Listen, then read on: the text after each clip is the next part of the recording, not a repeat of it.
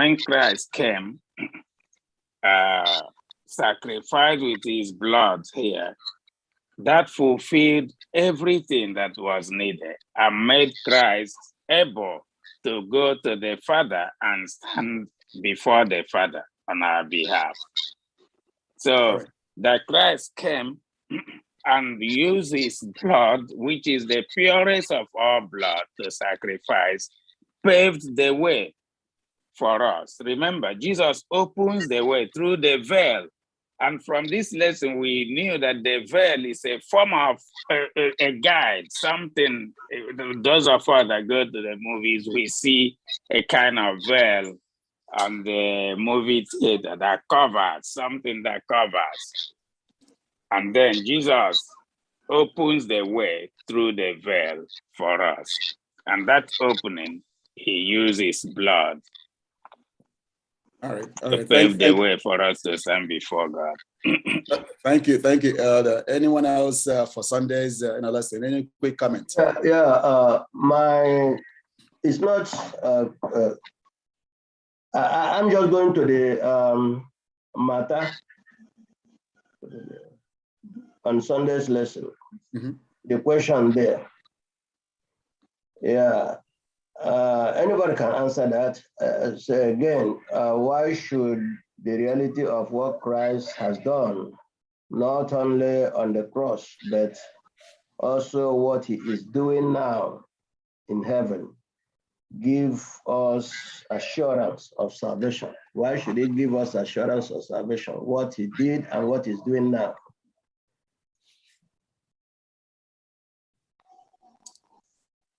Okay, was that a question or comment? Yeah, I mean, the matter there. I mean, if any other person can contribute on it, that's where I picked up my interest in the Sunday lesson. We have to understand what God, Jesus is doing for us in heaven and what he came and did for us. And if we understand that God, Jesus came here and paid the price of our sin, and that he is not just here on earth, that he is at the right hand of the Father, interceding for us and saying, my blood, look at me. Don't count their sins. Count the sin I have paid for. Just welcome them, because that is opening the veil. And that is, if we understand what he has come here to do for us and what he is doing there, then we don't have any reason to be afraid to approach the throne of grace, to approach God.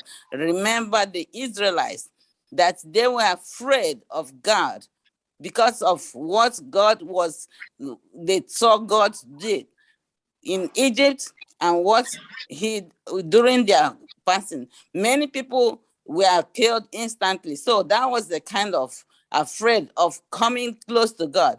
And that because of their sin. And because that barrier, Jesus came and, cut that barrier. So now we know that he is doing the same thing for us in heaven. So we should not be afraid to approach God. Okay. Okay. When you look at the priest, after the sacrifice, the priest, after the sacrifice, the priest will come out and wave. The people during the sacrifice, if the priest has not come out, the people will be anxiously waiting. Everybody will be tensed up, waiting. Who knows what will happen to the high priest, if our sins is going to be forgiven or not.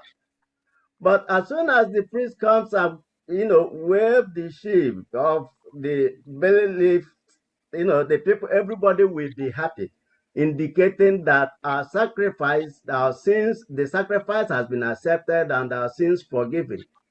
In the same way, Jesus presented himself after his sacrifice on the cross, when he ascended to heaven.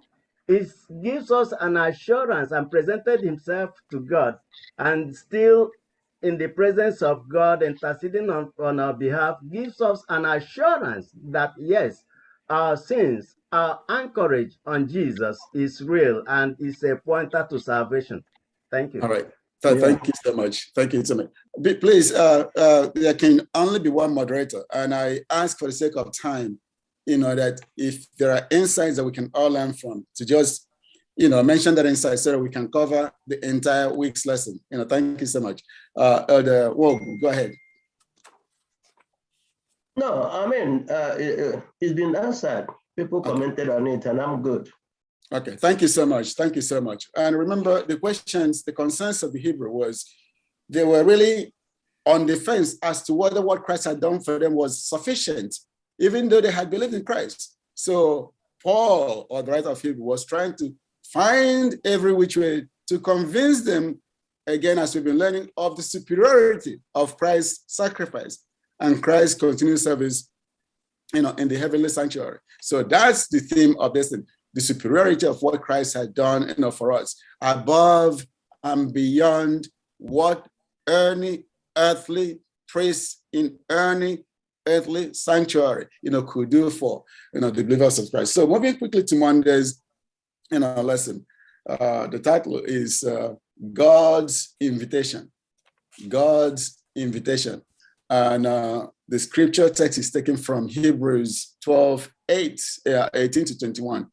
And it reads, says, "You have not come to a mountain that can be touched, that is burning with fire, to darkness, gloom and storm, to a trumpet."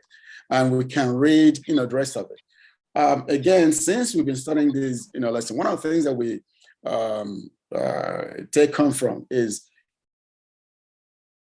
the writer of Hebrew trying to draw a contrast between what existed, with the old covenant and what exists for us under the new covenant, beginning from, with the audience, he was addressing at that time, who were the Hebrews. And the main point of his comparison is that under the old dispensation, everything that was done was intended to awe and shock the mind and to restrain, people. There was so much, grandeur that you can, even if you're like an ordinary, believer, you didn't, you had restrictions on how, to approach even, the altar, because of course, their rebelliousness. But under the Christian dispensation, under the new covenant, with Christ, while there are still rules that we have to go by, there is much more that is really adapted to win and hold the affection of believers, contrary to, a time that they were not even supposed to approach the mountain, let alone touch it. Maybe even if an animal, touched the mountain mistakenly, that animal had to be stoned to death. So there was so much restrictions. This is a contrast. And as we go on in making, the argument to, the Hebrews,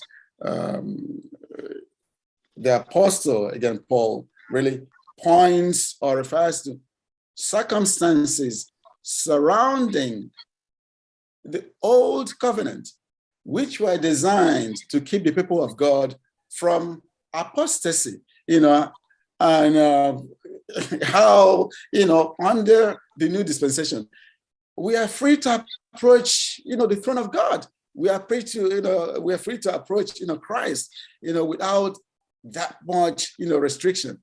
It doesn't mean that people were, going to be touching, temple. He was just trying to, draw a contrast. But again, I'd even maybe use the contrast of, Mount Zion, which while it's not, practically, there, but they can approach it anytime, to Christ. And because of the sacrifice Christ had paid on the cross of Calvary, and because of the service that Christ continues to, do on our behalf. So please feel free to invite, comments and insights on this, because the question was, what was the experience of Israel at Mount Sinai compared with the experience of the children of Israel after Christ had come. Comments, please. Anyone? Comments? Elders, teachers, all the churches. Happy Sabbath, everyone. Happy Sabbath. Happy Sabbath. By looking at this, the message is trying to help us to understand before Christ and after Christ.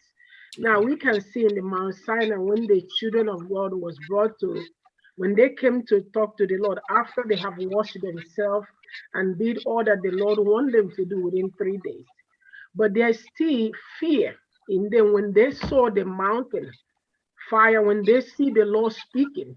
There's still something in them that made them feel like they are not worthy to be, to be in the presence of the Lord.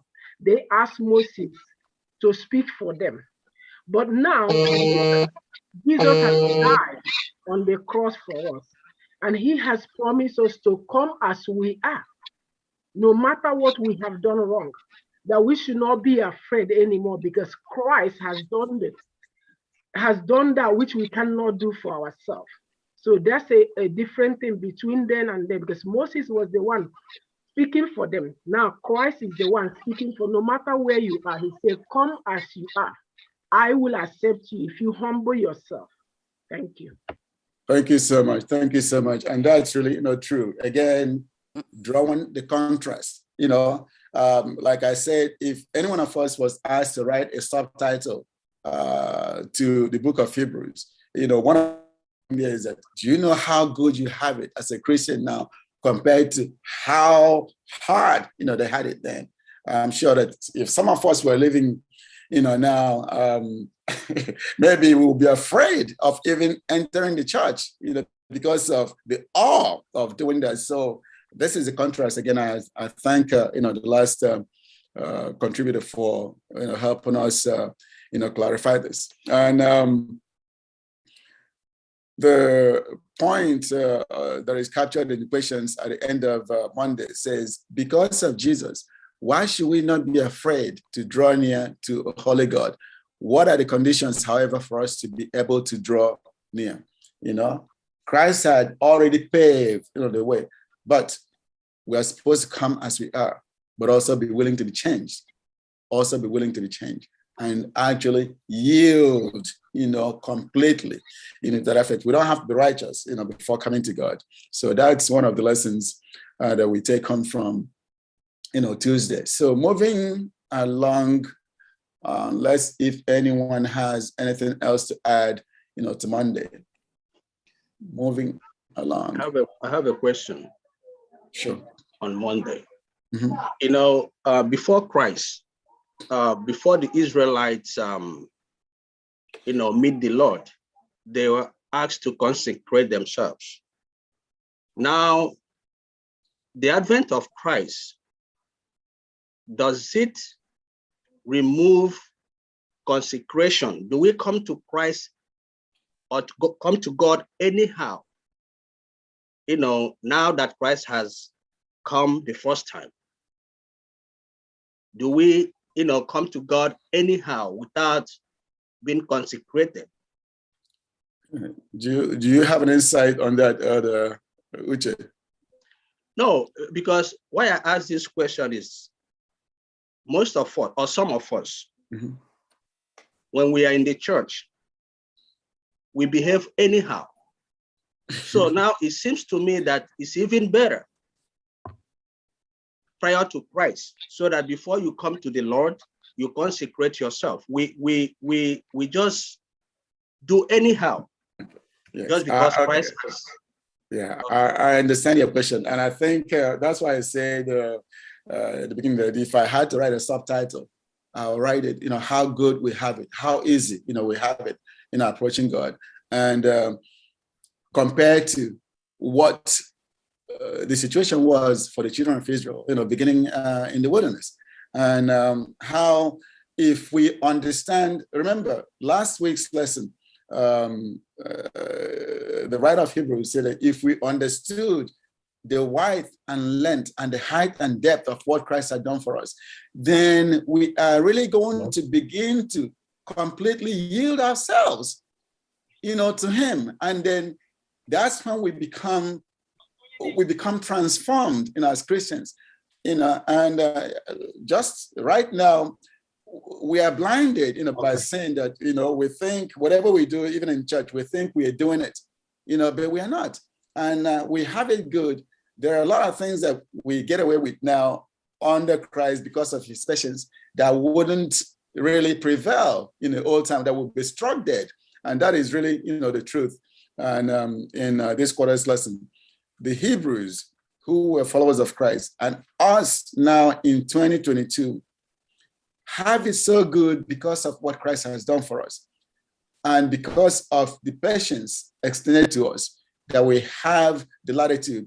There are still rules, but, for the sake of God, we are not struck dead, and we have time to really yield completely, to the unction of the Holy Spirit, be led by the Holy Spirit to understand what Christ has done for us and become transformed and become better Christians. So that's one of the things to take home there. So going to Tuesday's lesson says...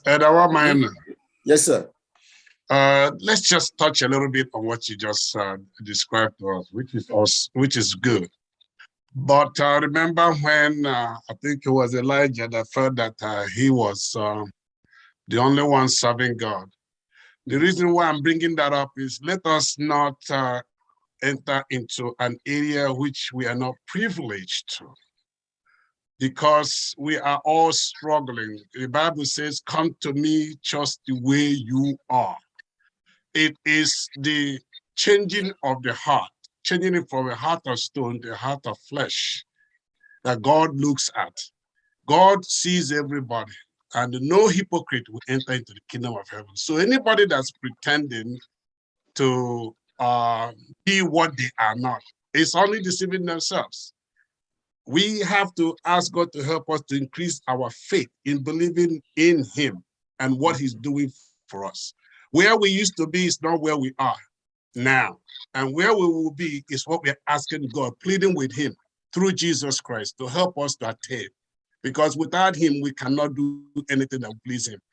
So I wouldn't like us to place ourselves in a place where we don't know the heart of each person, but as a human assessment, we try to look and see and believe that we are not doing what we're supposed to do, like consecrating yourself, depending on what consecration actually means to a person.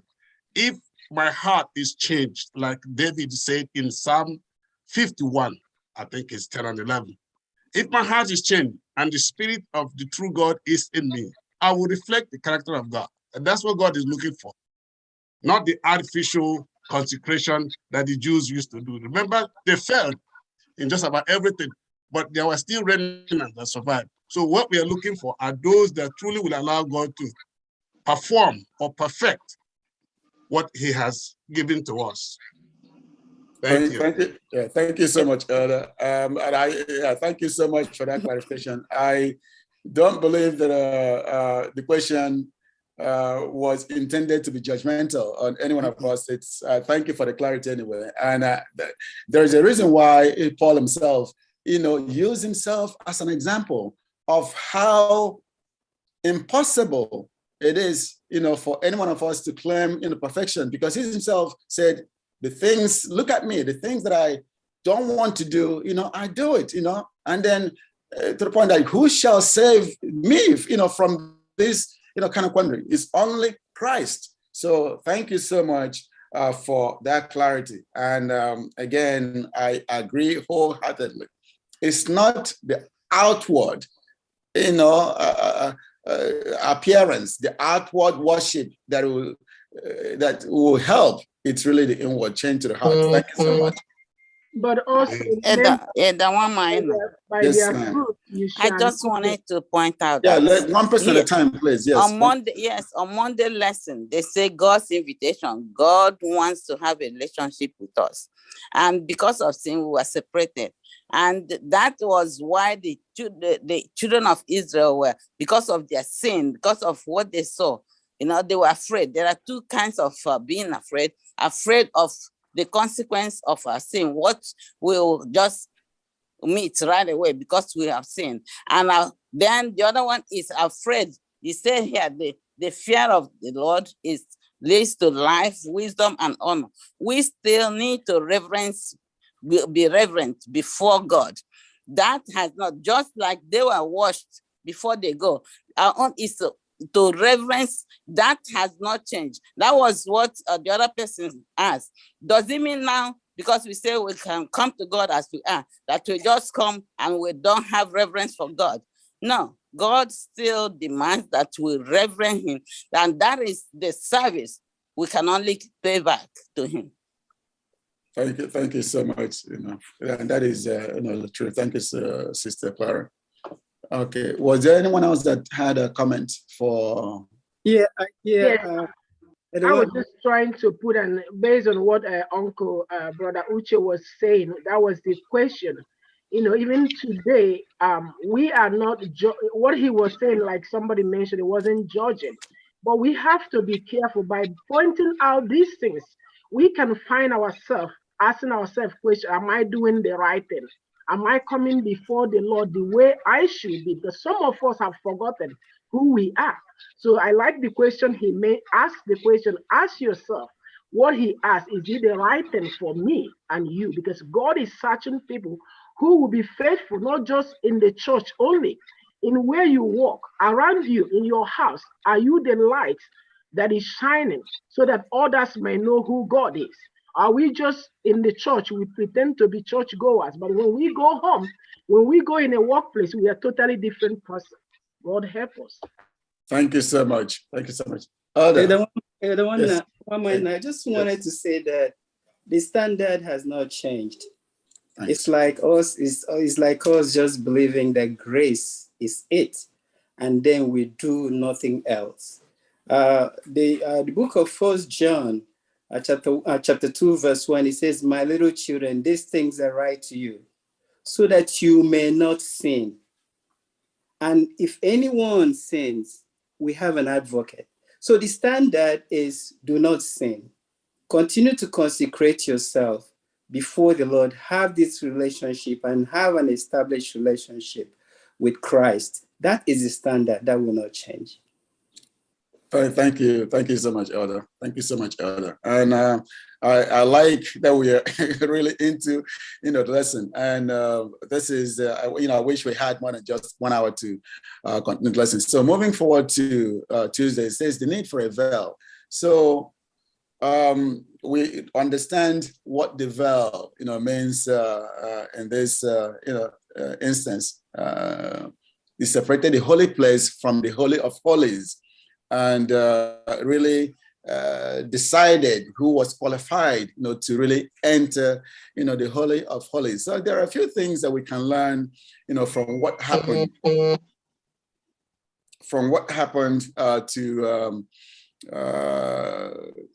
the children of, Aaron, and this, this lesson, and what lessons, we can learn, from it. So we read in Leviticus 16, 1 and 2, the Lord spoke to Moses after the death of the 2 sons of Aaron who died when they approached the Lord.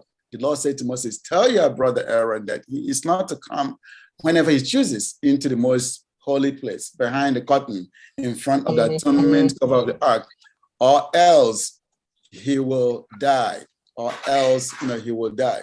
And of course, we also read in chapter 10, 1 to 3, what happened to the sons of Aaron, even though it's not exactly clear, what they did wrong or where they got, the light. One of the things that we learn, from this, this lesson is that, of course, not everyone was authorized, to enter within the veil, which happened maybe on the Day of Atonement, and only once a year. Not everyone was allowed to enter, within the veil, except the high priest. And if you also understand what happened to the sons of, Aaron, remember this was almost like the beginning of the institution of the priestly, ministry. And then 8 days, of events had taken place as they were being consecrated. as they were being consecrated. And somehow, maybe in the midst of things, they did something, that was not pleasing to God. And God struck them dead. And God struck them dead. And the question is this: why would God, strike them dead? What was the lesson that was supposed to be taught? And I think we may have actually touched on it in addressing, Monday's lesson.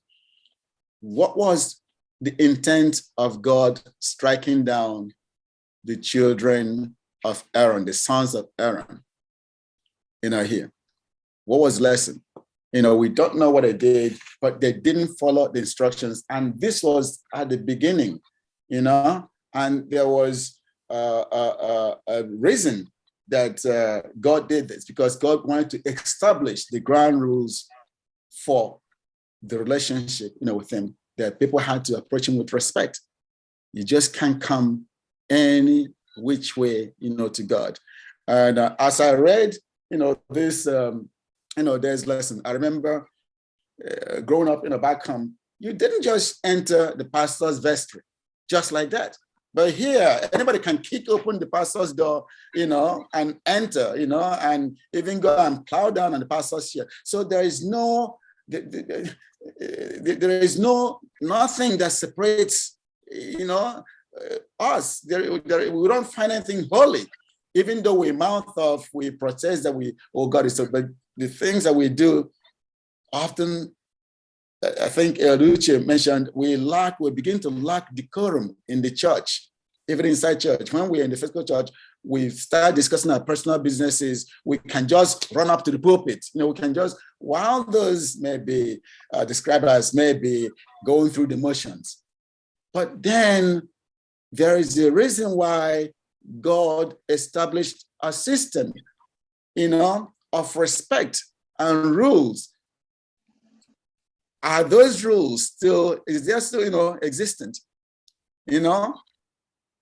Yes, they're still existent. But are we at the danger of being struck dead without what Christ has done for us? Yes, Christ, we learn from here, is serving as that barrier, to us, that really prevents us from being struck dead. I invite comments on this, please, from everyone, because this may sound really very, confusing to all of us. Yes, I just want to make a comment over there. Yes, please. When I went to this lesson, that place really scared me. And I was wondering, how can you be doing something for God and you get struck dead? And I remember the story of Uriah.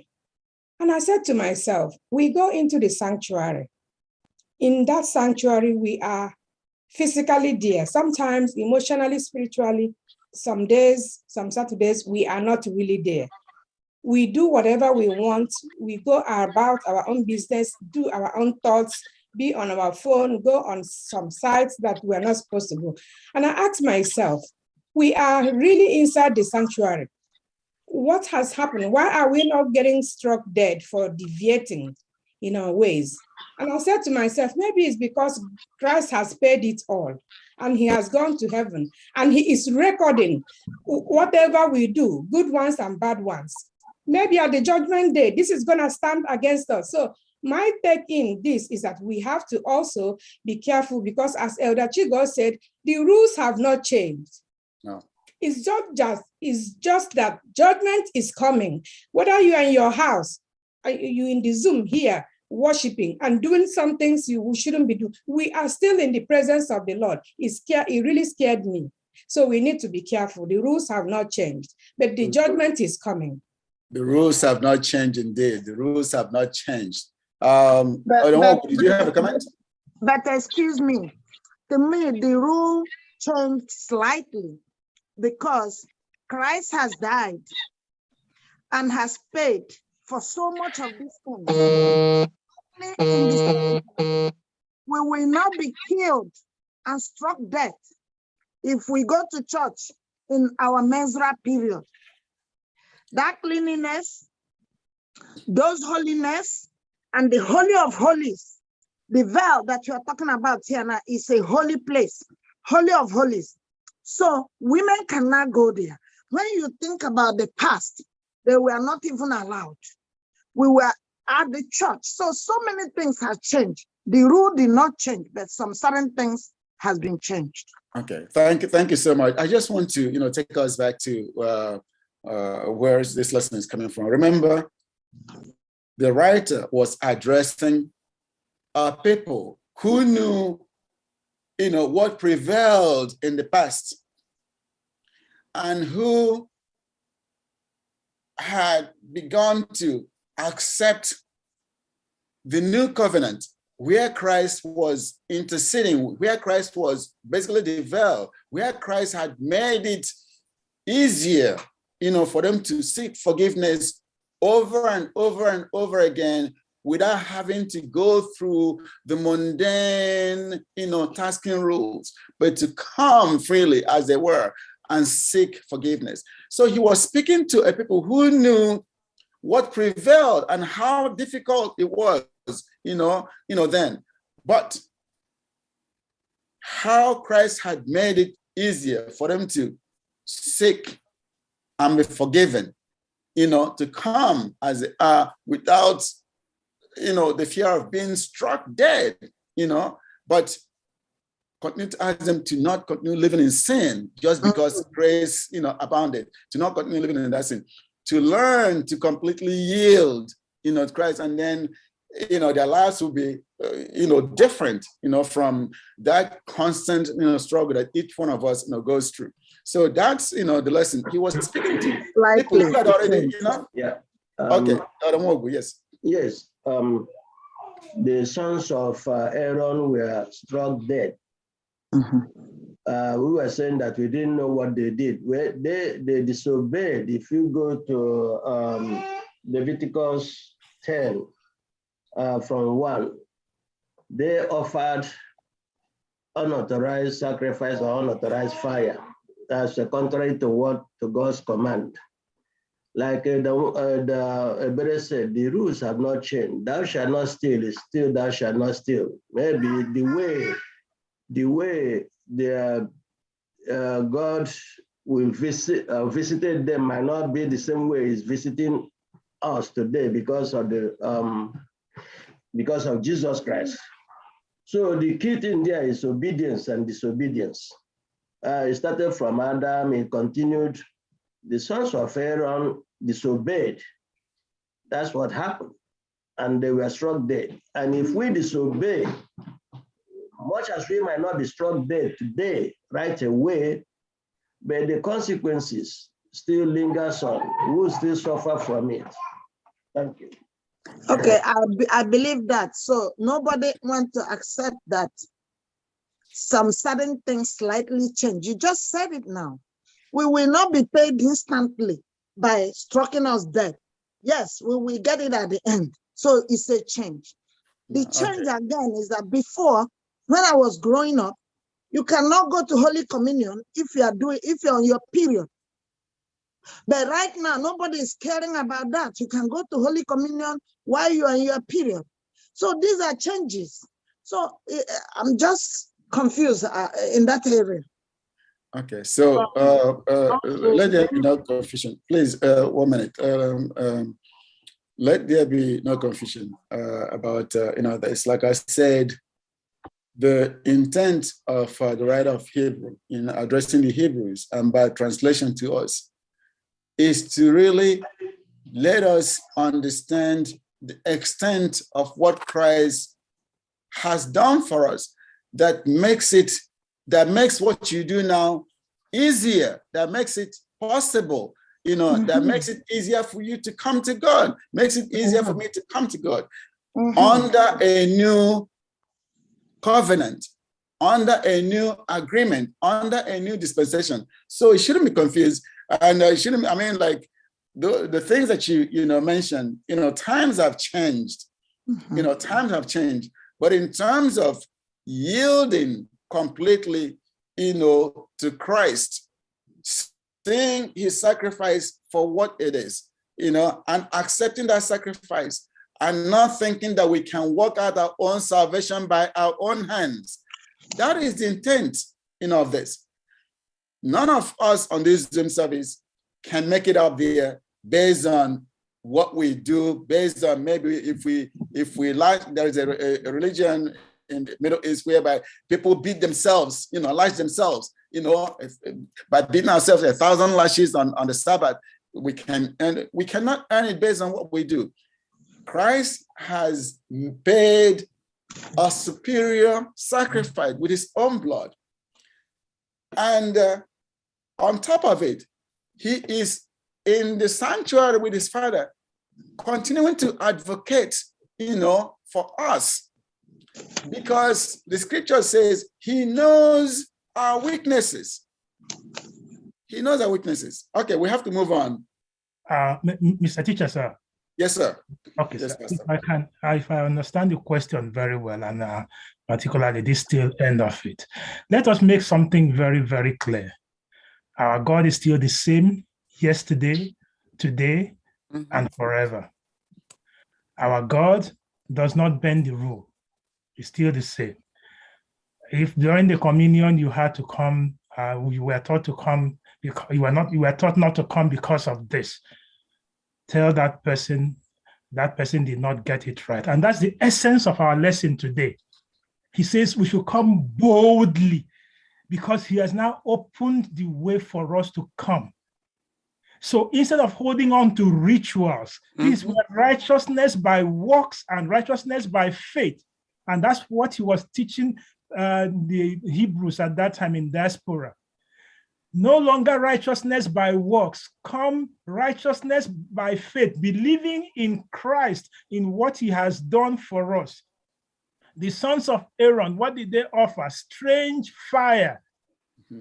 And because they offered strange, remember, God said there is his fire that you use on the altar, but they felt fire was the same as fire.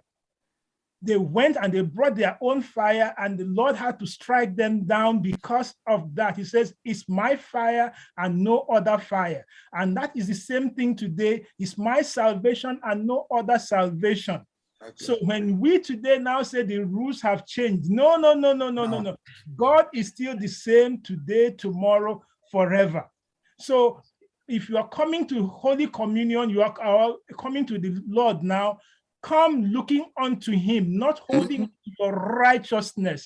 I come this way, I do it this way, then God will accept me. He will not accept you, except you come on his own self-righteousness, which is the blood that was shed on Calvary, which is what we learned last week. The blood, and now what that blood now is what brings us in for us to come boldly into the sanctuary. Hold on to that and not on any self-righteousness. And don't say that the Lord has not changed. Same yesterday, today, forever.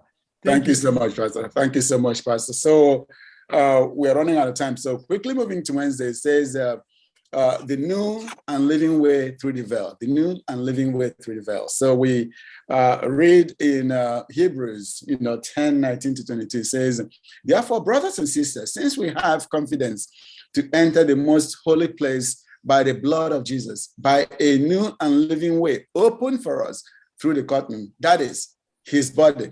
And since we have a great priest over the house of God, let us draw near to God with sincere heart and with the full assurance that faith brings, having our hearts sprinkled to cleanse us from a guilty conscience, and having our bodies washed with pure water. And by this point, some Bible scholars says this is a call to perseverance. Remember when we started this lesson at the beginning of the quarter, Paul, or the writer of Hebrew, was reprimanding, the Hebrews about shaking in their faith, about questioning a few things, about wanting to go back to their old ways.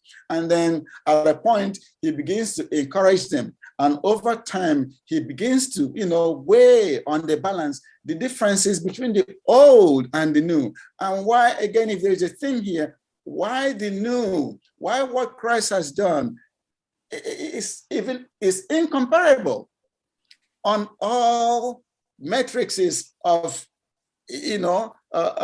comparison.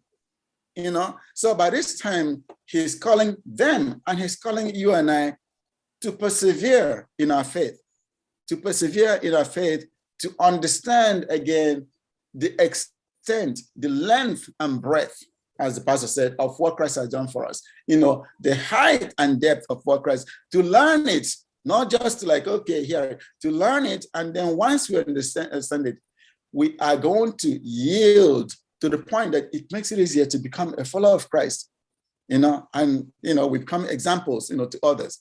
So he wants them to be more diligent, more confident, more proactive in their faith, And like I said earlier, this wasn't an epistle or a message to sinners, degenerate sinners who haven't heard the message of Christ. He addresses them as brothers, and then you may add sisters, which in fact that these were written to Christians, but who waver, in their faith, now and then. So that's the lesson for for Wednesday. Because of what Christ has done for us, we have confidence to approach God in a way that was never possible, in a way that the children of Israel in the desert could never do. And that was the basis of comparison. Any quick comments before we move on to Thursday, please? Quick comments. Yes, Elder. Yes, I just want to get out the point I learned when I was studying this lesson. When in the old, when you bring your animal for sacrifice, the animal was examined to make sure it's perfect. When Christ came as our sacrifice, he, we know, is perfect. Didn't sin in any way at all. He was the perfect sacrifice. So when he became our veil to prevent us from the presence of God and made the way for us to come, he invited us to come just as we are. Our sacrifice will be examined by God and see that it's a perfect sacrifice. And then we are following behind. And what the lesson in Hebrews is telling us is that for everything we argue about in this book, all we should know is about Christ.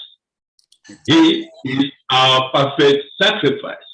So these other things we are discussing may not even come along, because we know that before we come to our perfect sacrifice, we should accept him and do the things he wants us to do, so that we can really enjoy this.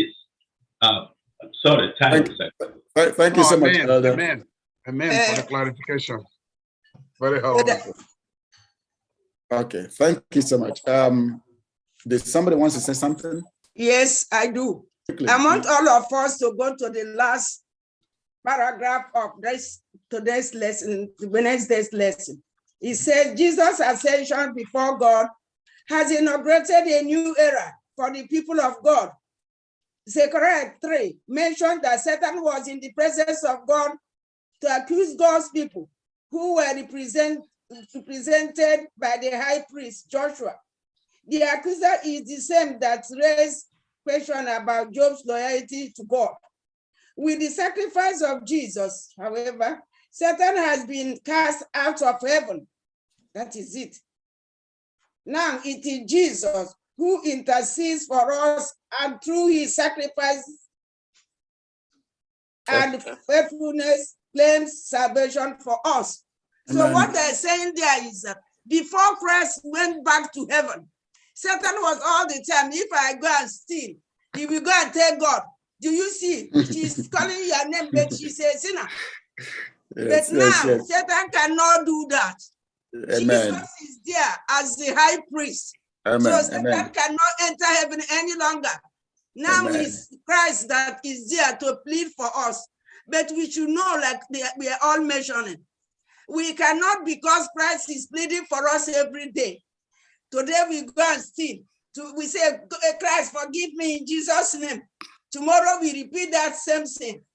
The Bible tells us there will be a time that there will be announcement. That which you have been doing, continue to do it, because the time of salvation is over. So Thank you so much. Whatever good we are doing, let us hold it firm in our hand. Thank you so much, Sister Wogu.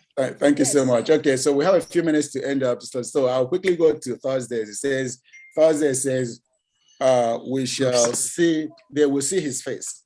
They will see his face. And takes us to Hebrews chapter 12, 22 to 24. And it says, but you have come to Mount Zion, to the city of the living God, the heavenly Jerusalem. You have come to thousands upon thousands of angels in joyful assembly, to the church of the firstborn, whose names are written in heaven. You have come to God, the judge of all, to the spirits of the righteous made perfect, to Jesus, the mediator of a new covenant, and to the sprinkled blood that speaks a better word than the blood of Abel. Well, I think we all follow the theme, from the introduction, Sunday, Monday, Tuesday, Wednesday, and even Thursday. It's telling us the same thing that almost all of us and the contributors have, clarified. Almost all of us and the contributors have clarified. It says they will see his face. This by scripture. I was really intrigued by verse 23, where it says, the church of the firstborn, whose names are written in heaven. Whose names are written in heaven. And I remember when I came to the US, I was driving and I saw there is a church of the firstborn in Queens. And I said, whoa, is this church only for firstborns, really? And what does that, mean in terms of really reigning with Christ? We talk about reigning with Christ in eternity. What is this day trying to, teach us, where we shall see his face? Well, the writer of Hebrew was now speaking, to the Hebrews spiritually of where they were as believers. Says, but you have come to Mount Zion, and this is in comparison to Mount Sinai that was clothed with awe. They couldn't, approach, that they couldn't touch, that there was so much arcane rules that governed it.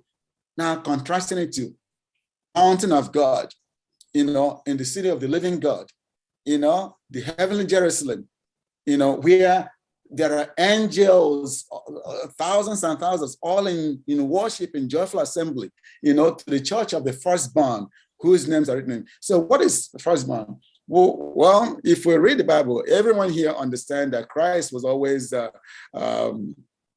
called the firstborn. We find this in Romans 8:29, the firstborn among many brothers. That was Christ.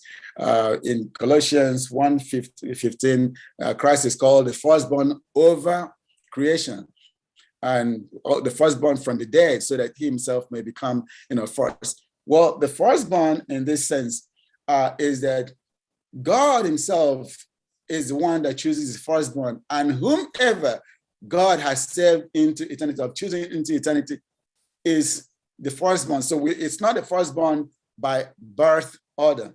And if we look in the Bible, in the scriptures, there were instances in which God chose someone to be the first over the birth order. A typical example is David. When David was crowned, the king over his brothers, God basically elevated David as the firstborn. This is just an example. Remember Joseph, and his dreams about his brothers worshiping him. When God, did those, God basically, by choosing them, made them the firstborn. So for any one of us who eventually is saved, and then we reign with Christ in eternity, we are tagged the firstborn. We have been chosen. We have been chosen, and that is, the message that the writer, wants to really communicate, to the believers, the Hebrews then, and you and I, now. The authors of the lesson I just want to add says, it is argued that believers have come to Mount Zion, the heavenly Jerusalem, through faith. In this sense, their experience anticipates the future. Thus, the heavenly Jerusalem belongs to the realm of things hoped for and not seen, but nevertheless assured to us through faith. Are there any final comments as we end the lesson? I want those who will sing the final hymns and closing hymns to start getting ready so that we don't go. Any final comments? Yes. Yes, Elder. Yes. Yeah, I just wanted to say that how much hope and how much faith we have just to know that we will see his face. Christ died and then resurrected. And today he is in the right hand of his Father. And that is supposed to be our faith. How much hope do we have? How big is your faith to know that even though you die, no matter how you die, those that die in an airplane, those that get burnt, those that die anyhow, that Christ have paved that way. And the anticipation is that if you are righteous and you are called, that you have the same faith that Christ himself had, that we will see his face. Amen. And this is a moment for us to really, check ourselves and see if we actually believe that this is going to be true. Because there are people who believe today that this is just another talk. But it will take faith for us to believe that this is our faith as Christians, and we have to hope for it. Thank you. Thank you so much, Elder. Thank you so much, Elder. I really just want to thank everyone for... anyone wants to make a I just wanted to... quick comment, in addition to what the brother said, when I was looking at, when I was contrasting and comparing Mount Zion and Mount Sinai. See, Mount Sinai, where our disobedience and sin and faithlessness drew us, push us away, even when God was inviting us to come. And Mount Sinai, when we relying on Jesus and trying to do his will and trusting in his salvation, we will be able to get into that place that is being promised us. The comparison there is actually what I brought up from this lesson. Mount Sinai, what we were before, Mount Sinai, what we were or what we are, and Mount Zion, what Jesus will help us to become. Thank you. Thank you, Elder. Okay, so we'll end this very interesting lesson, and I'm sure that people will continue studying this in their respective churches. Friday's other thought says, Christ's ascension to heaven was a signal that his followers were to receive the promised blessing. That is the hope that the very mentioned, that also mentioned, and all of us, his ascension, that was almost the beginning of the new covenant, the hope of what we all look for. If we gradually overcome whatever personal struggles and yield ourselves, to Christ completely. May that be our experience in Jesus' name. Amen. Amen. Okay. Closing hymn.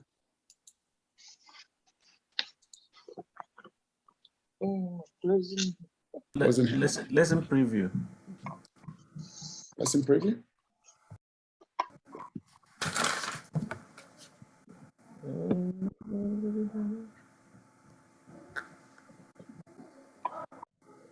Okay.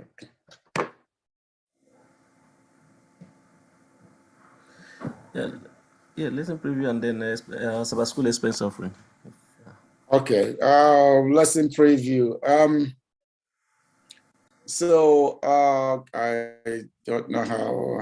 Okay, hold on a minute. Elder, 1 minute. Yes. Anyway, our lesson preview for next Sabbath study, we encourage everyone to concentrate on Hebrews chapter 11, 12, and 12, because That will lead us all towards the remaining of the Sabbath school lesson. And we encourage everyone to participate. One thing we should keep in mind is because of God's grace, we are not to take it for granted. Let us follow him in faith. Let us re-examine our lives and know that we are being forgiven through the blood of Jesus Christ, and there's nothing we can do on our own to save us. As per Sabbath school offering, we encourage everyone to, Elder Agu, how do we contribute to the Sabbath school expense offering? Do we also sell it, or do we give it to our local churches? We sell it. I'm going to project the slide now that shows where to sell to. Just 1 second, I'm doing that. So while he is doing that and we're getting ready for the Sabbath school expense offering, because of time, let's also at the same time take our closing hymn and closing prayer. Thank you. The Uche's family, please. The closing hymn is taken from SDH 545. Savior like a shepherd. Shepherd lead us, but we need the tenderest care. In thy places precious feed us, for our use thy cross prepare. Blessed Jesus, thou hast brought us thy we are. Blessed Jesus, thou hast brought us thine we are. We are thine that don't befriend us, be thou guardian of our way. Keep thy flock from sin, defend us, save us when we go astray. Blessed Jesus, thou will hear us when we pray. Blessed Jesus, you hear us when we pray. Thou hast promised to receive us, poor and sinful though we be. Thou hast mercy to relieve us, grace to cleanse and power to free. Blessed Jesus, we will early turn to thee. Blessed Jesus, we will early turn to thee.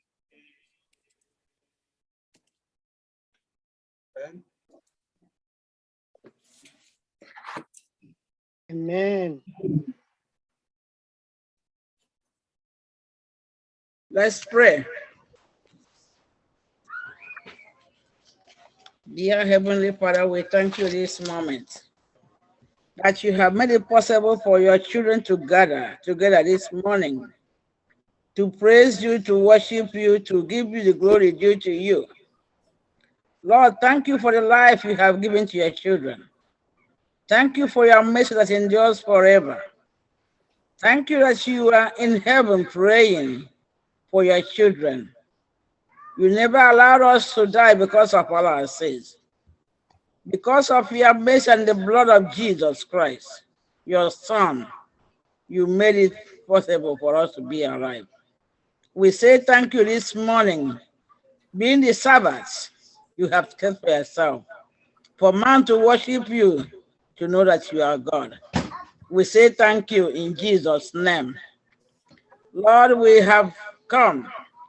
Thank you for your manservant who have letting us to know the lesson this morning. Bless him and give him power and strengthen him to do more next time. Everyone that has contributed, bless them. All our visitors, wherever they have logged in this morning, Lord, we ask the blessings to each and every family, every one of us, as we continue to worship you. Lord, thank you for the blessing. Thank you for everything that you have done for us. As we continue for the next segment, bless everyone that will come and give us the word, the pastor. Bless every family. Thank you for our brothers and sisters, far and near, all over the world that are worshiping you today. As you are blessing us today, bless them. Lord, I will never forget all our sisters and brothers in Ukraine. Lord, you see what is happening there. Lord, I know you are there for them. Protect them. You have children there who are supposed to worship you today in the churches, but they have run out from home. Wherever you have seen them, Lord, cover them with the blood of Jesus. Shield them, mostly the children. They have run home. They don't have something to eat, nothing to drink. Lord, be shepherd, according to the song we sang this morning. Be a shepherd. Cover them with the blood. Shield them, oh God. I know that we are nothing, but you are something. You made us to be something. Bless every soul that has been here this morning, even the ones that have been coming. As you are blessing everyone, bless every soul, every family, every region, and local churches in this world. I thank you and I bless you because your name is worthy to be praised. In Jesus' name, amen and amen. Amen.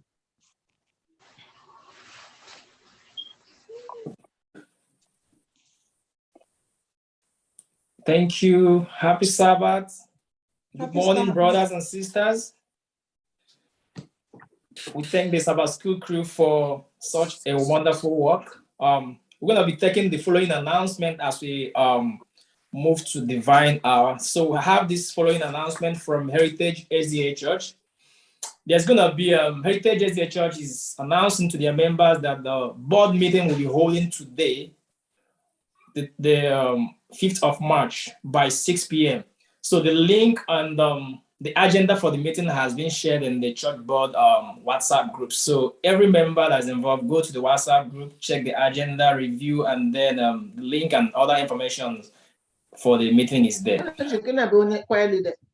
Also, Heritage Church is also reminding the members, Heritage members, as well as inviting everyone for their prayer revival that is starting on the 12th of March, 12th to 19th of March. Please take note, every ENSDANY member, you are invited. Heritage is inviting you for this amazing revival that will be taking place. Take note of the date, 12th to 19th of March. Also, Heritage member is also having their Elders Week.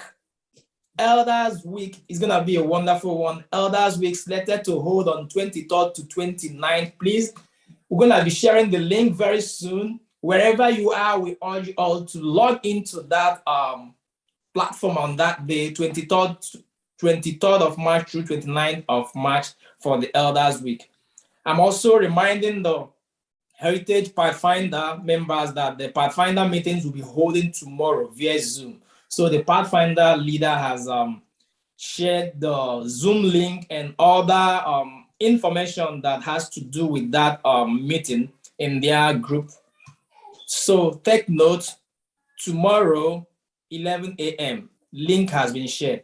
That's all for Heritage. So I have this announcement from First Igbo. First Igbo SDA Church is announcing that their women ministry meeting holds on Sunday, 27th of March 27th at 10 a.m. Women ministry members, take note, First Igbo SDA Church, Sunday, March 27th, 10 a.m. There's gonna be a week of prayer for the church, beginning tomorrow, March 6th, at 9 p.m. Also, from March 11th to 19th, there's going to be Women Ministry 5th Evangelistic Series. 5th Evangelistic, this is awesome, amazing. 5th Evangelistic Series. Please take note, and they are inviting the ENSDANY family members to please join hands with them as they embark on this evangelistic series. On April 8 to 10, there's going to be Women Prayer Retreat. Women Prayer Retreat, 8 to 10 of April for First Igbo SDA Church. Each member is urged to pray to the Lord to enable him or her to engage in a ministry. And if you don't know an area to engage, ask and you will be assisted. Also, the First Igbo SDA Church is also looking for those who can do roofing and redo baptistry for their church. So if we have anyone in our midst who can do roofing or who can work on the baptistry, or you know someone, you have someone who does that for you, you can refer such a person to the church to help get that done. Every member of the First Igbo SDA Church is encouraged to donate to the welfare fund. The donation time is between February to the last day of April. The amount is $100 per person. They also reminded each church member that there's going to be a church board meeting today at 7 p.m. immediately Vesper service.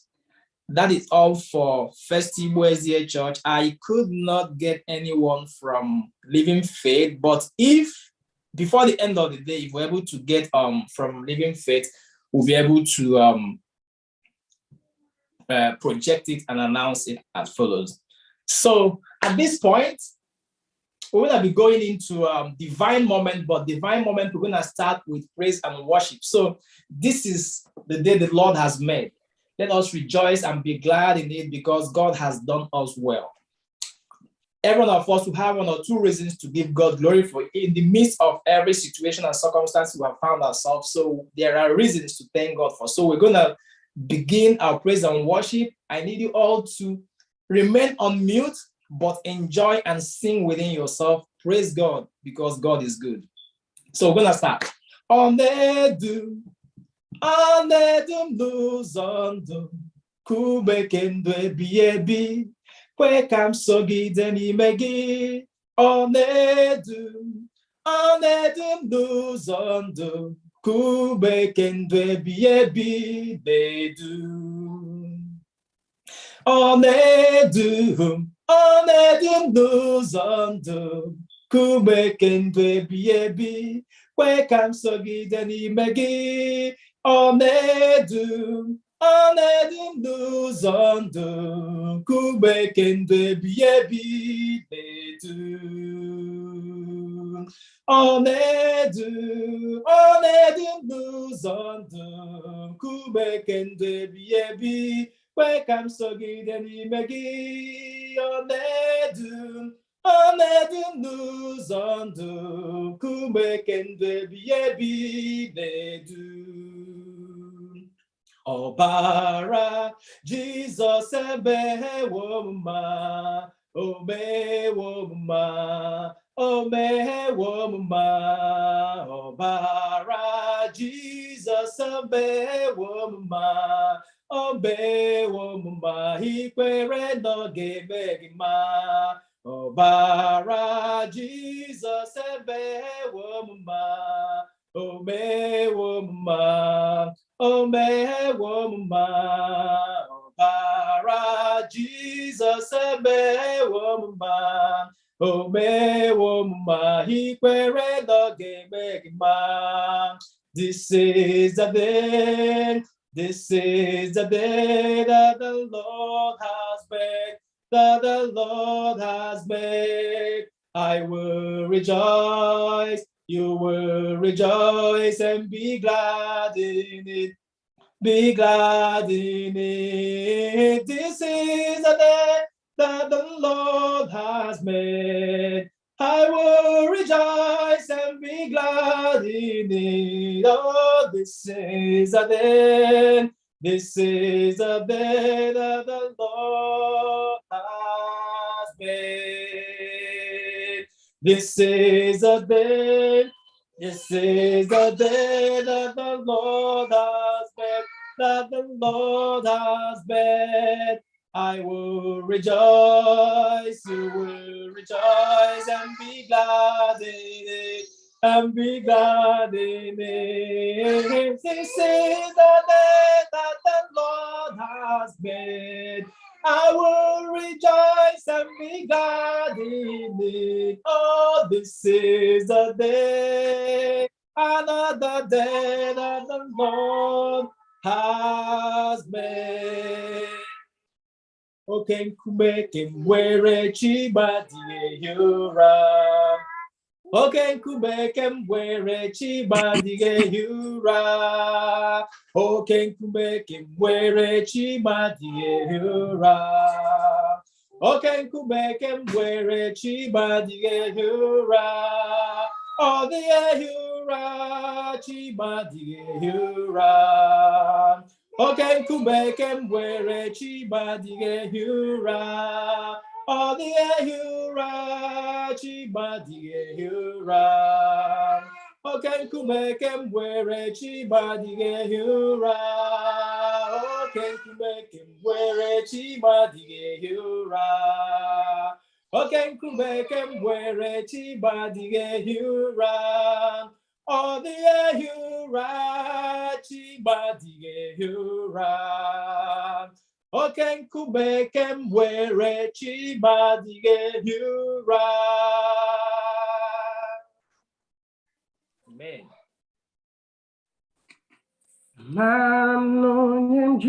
Onye Jishuwa dula nudo. Amara m na onye Jishuwa dula nudo. Amara m na onye Jishuwa dula nudo. Ebe mmiri n'ifufe na-ege ya ntị.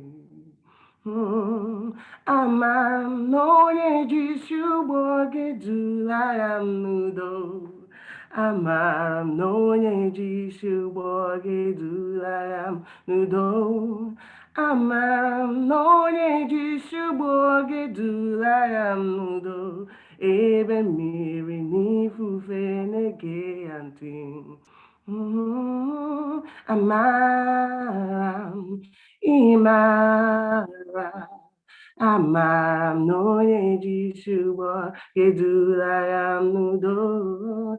Anyị mara na onye Jishuwa dula nudo. Ebe mmiri n'ifufe na-ege ya ntị. We bring a sacrifice of praise into the house of the Lord. We bring a sacrifice of praise into the house of the Lord. And as we offer unto thee the sacrifices of thanksgiving, as we offer unto thee the sacrifices of praise. Oh, we bring a sacrifice of praise into the house of our God. And we bring a sacrifice of praise into the house of the Lord. As we offer unto thee the sacrifices of thanksgiving as we offer unto thee. The sacrifices of praise. Messiah is the King of kings. Messiah is the Lord of lords. Messiah is the King of kings. Messiah is the Lord of lords. Hallelujah. Hallelujah.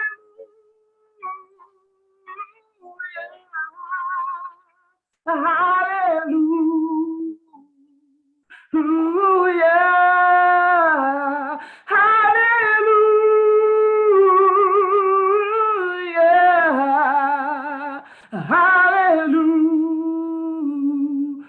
Hallelujah. Messiah is the King of kings. Messiah is the Lord of lords. Messiah is the King of kings. Messiah is the Lord of lords. Hallelujah. Hallelujah.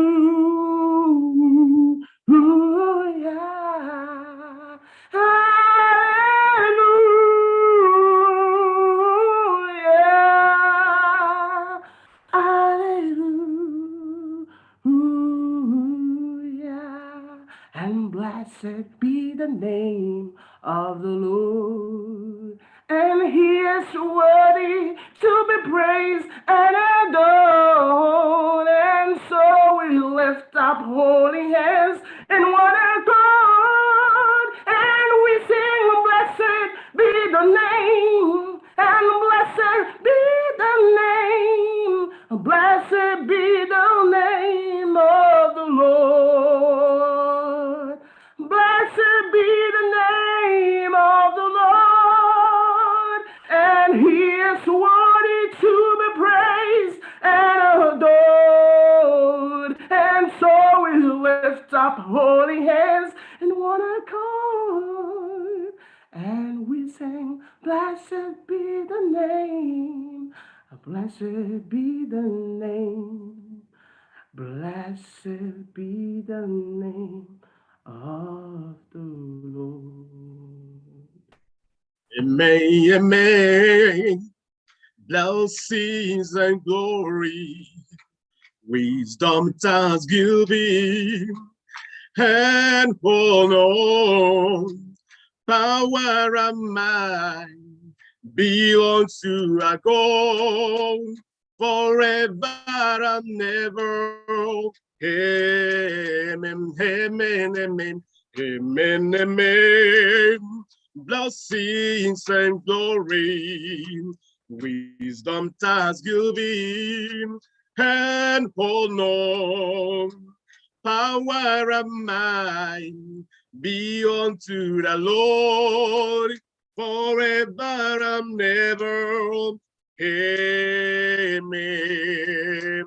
Amnike feli di kugom, bonye wani gapya, anike feli di kugom, hikaga hagwanyosom, aike feli di kugom, bonye wani gapya, anike feli di kugom, hikaga hagwanyosom, anike feli di kugom, Mbonye wani gapya, aga mefeli di kukon, hika ga agwanyoson. Mgeji obim nile kele Jehovah.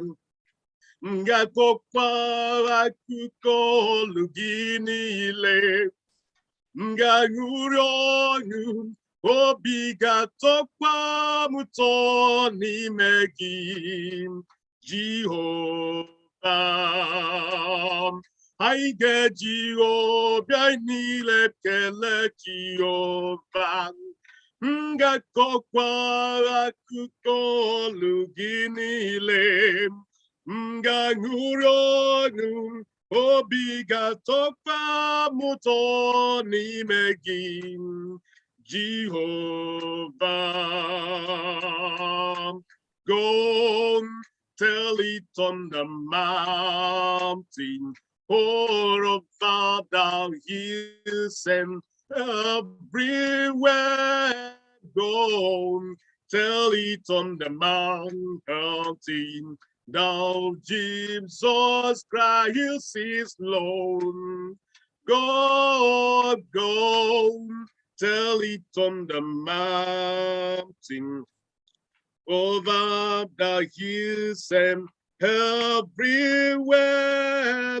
Go tell it on the mountain that Jesus Christ is Lord. I will enter his gates with thanksgiving in my hand. I will enter his court with praise. I will say, this is the day that the Lord has made. I will rejoice, for he has made me glad. I will enter his gate with thanksgiving in my hand. I will enter his court with praise. I will say, oh, this is the day that the Lord has made. I will rejoice, for he has made me glad. There's your moment, got all who back around, got all who back around, got all who back around. There's your moment, got all who back around. Nigwe, I got who bought, there's your moment. Got all who back around, up all who back around, got all who back around. There's some main, got all who back around. Me way, and you get fairly the kugo, Mom, ye one ye capia, and you get fairly the kugo.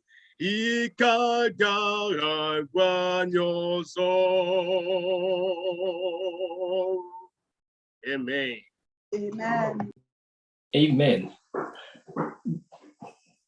Before Jehovah's awful throne, ye nation bowed in sacred joy, know that the Lord is God alone. He can create and he destroy.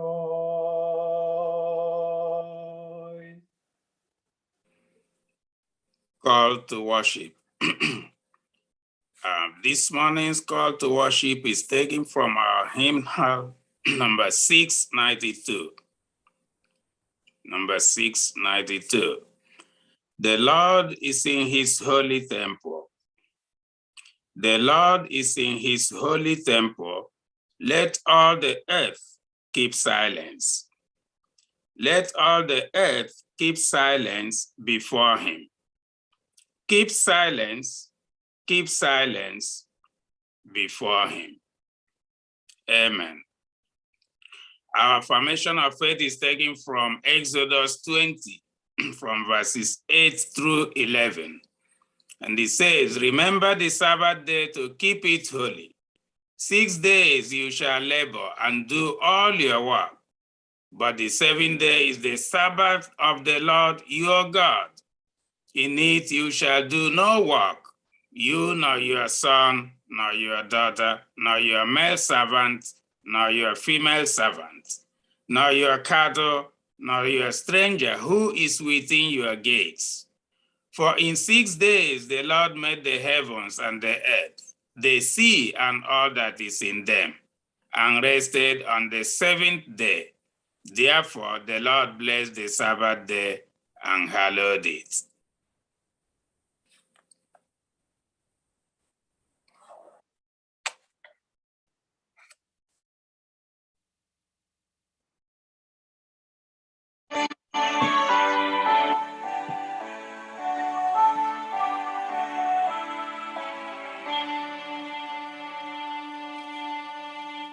Crown him with many crowns, the Lamb upon his throne. A cloud of heaven and enthroned on music bodies on. Awake my soul and sing of him who died for thee. Oh, hail him as the matchless King through all eternity. Crown him the Lord of love, behold his hands aside. Those wounds yet visible above in beauty glorified. No angels in the sky can fully bear the sight, but thou art there as wondering eyes on mysteries so great. Crown him the Lord of peace, whose power set us ways. From pole to pole thou was mercies and all be prayer and praise. His reign shall know no end, and round his pierced feet fair flowers of paradise extend their fragrance ever sweet. Crown him the Lord of years, the potentate of time, creator of the rolling spray in our lips sublime. All hail, Redeemer, hail, for thou hast died for me. Thy praise shall never, never fail throughout eternity.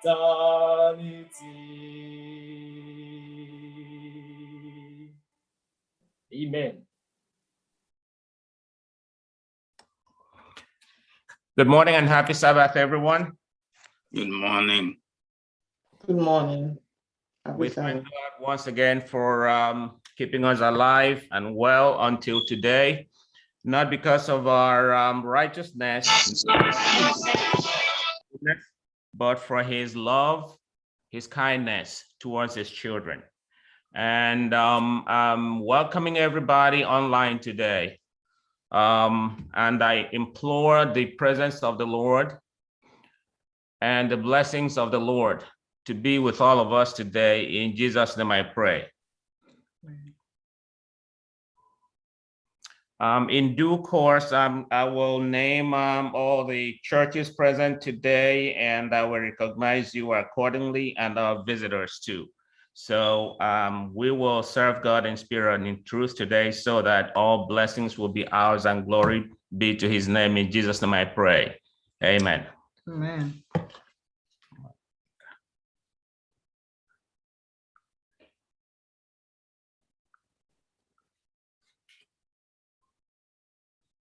What's next? Pastor invocation, please.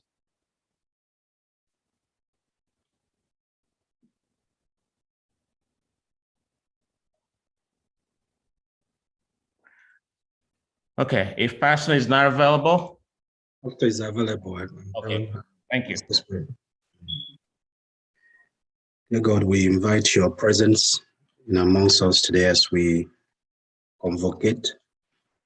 We ask that your Holy Spirit be amongst us. We pray that you guide us in all truth. Therefore, that we pray that you Ask us, O Lord, with your Holy Spirit, as we surrender all our problems to you, and as we come before you today in holiness, in humbleness and adoration. As our praises go up, Lord, may all the blessings flow down to us. Bless us, O God, and let us depart from your presence today with all the blessings you have accorded us today. We pray in Jesus' name. Amen. Man, man.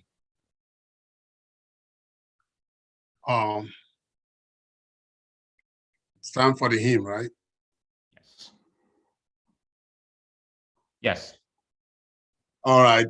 Happy Sabbath, Church, ENSDANY.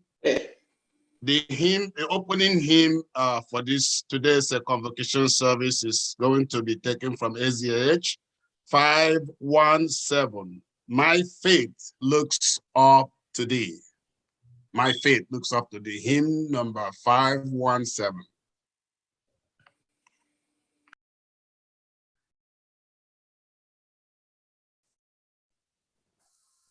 Singers. Okay, hymn 517. Correct.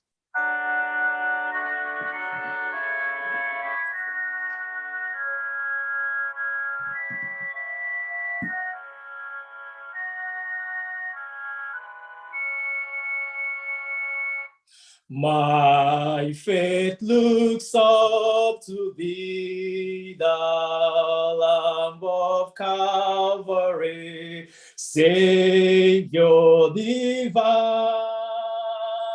Now hear me while I pray, take all my guilt away. Oh, let me from this day be wholly thine. May thy rich grace impart strength to my fainting heart, my zeal inspire. As thou hast died for me, oh, may my love to thee pure, warm, and changeless be a living fire. While of darkness I tread and griefs around me spread, be thou my guide. Be darkness turned to day, wipe sorrow's tears away, nor let me ever stray from thee aside. Amen.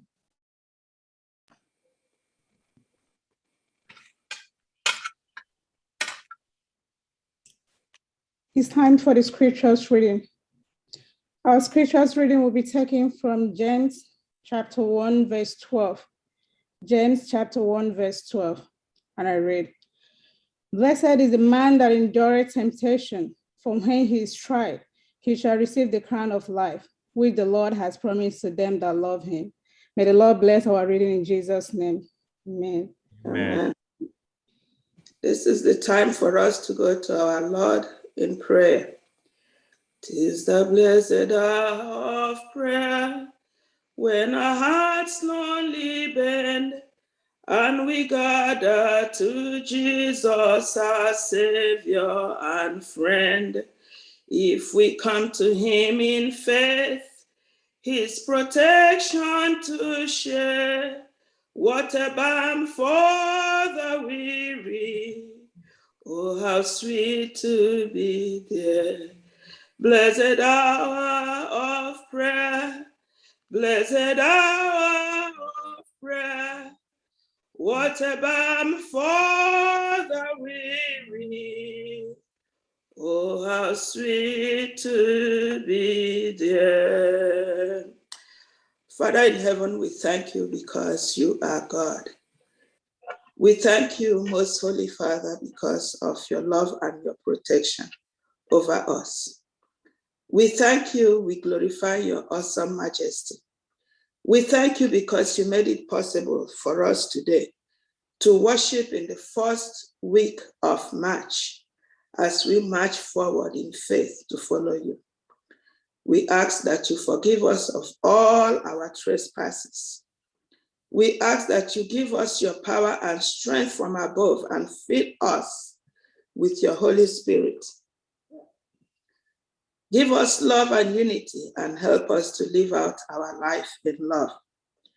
Father, we give glory and honor to you for all that you are doing in our lives every day, even at times when we cannot see or understand your way. Continue to shine your light on us and around the world for all that trust in you. Thank you for your ways, and your thoughts are not our ways, and they are greater than ours. Thank you for your plan to redeem us. Thank you for all the things that you have promised, that you will make all things new, and that your face is towards all that trust in you. We pray, O Father in heaven, that you accept our prayers and our supplications. At this time, we pray for your children all over the globe. Those with wars from outside and those with war from inside, especially our country, Nigeria. Intervene for us, O Father in heaven. We'll also pray for the church at large, for the leadership of the Seventh-day Adventist Church, and for the leadership of our little community church. We also pray for the leadership of ENSDANY, that you continue to empower them and empower their members. May we be faithful, O Father in heaven, as you bless us as a congregation. May we be faithful to contribute and also to give generously. We thank you for the roof over our head. We remember those that are homeless. Father, we thank you for the good health that you have given many of us. We remember our family members, our friends, and our church members that are sick. We ask that you be with them. We thank you for the financial freedom that you have given us. Father, we ask that wherever financially we are not able to meet up, that you are going to fill in for us. Father, we ask you that you be with us. Be with us that we may give you our heart. Be with the pastor that we break the words of life to us today. Remove the heart of stone from us and give us the heart of flesh. Remove itching ears.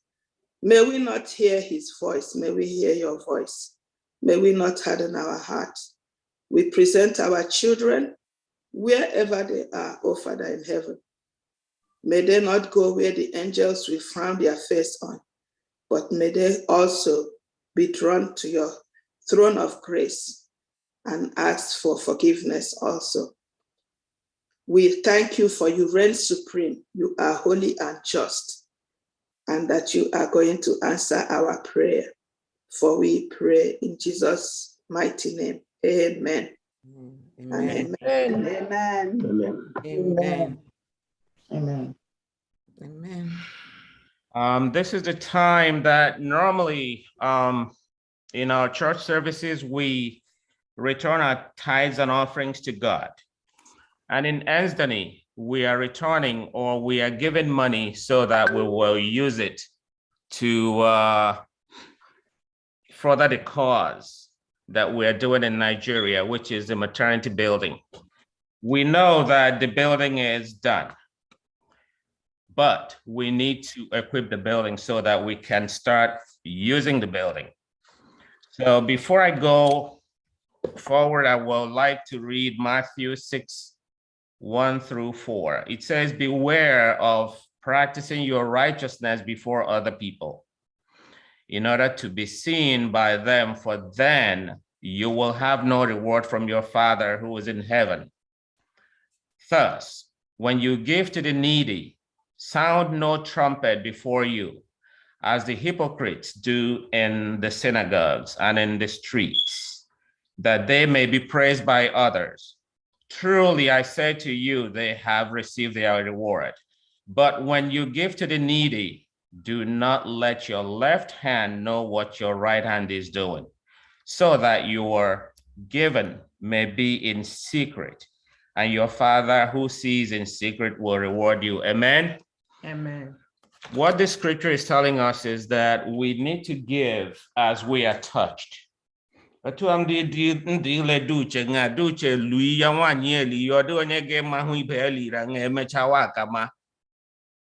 Bible is telling us to be given, for us to keep giving, for us to keep giving to the needy.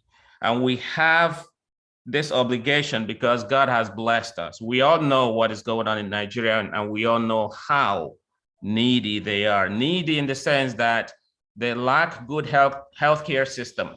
So this is why we are saving lives. This is why we want to save lives. We want to help our people whom we left at home. So at this time, Eldago has projected the Zelle information and the bank information, so that we will give according to how God has blessed us, not according to how much we want to give.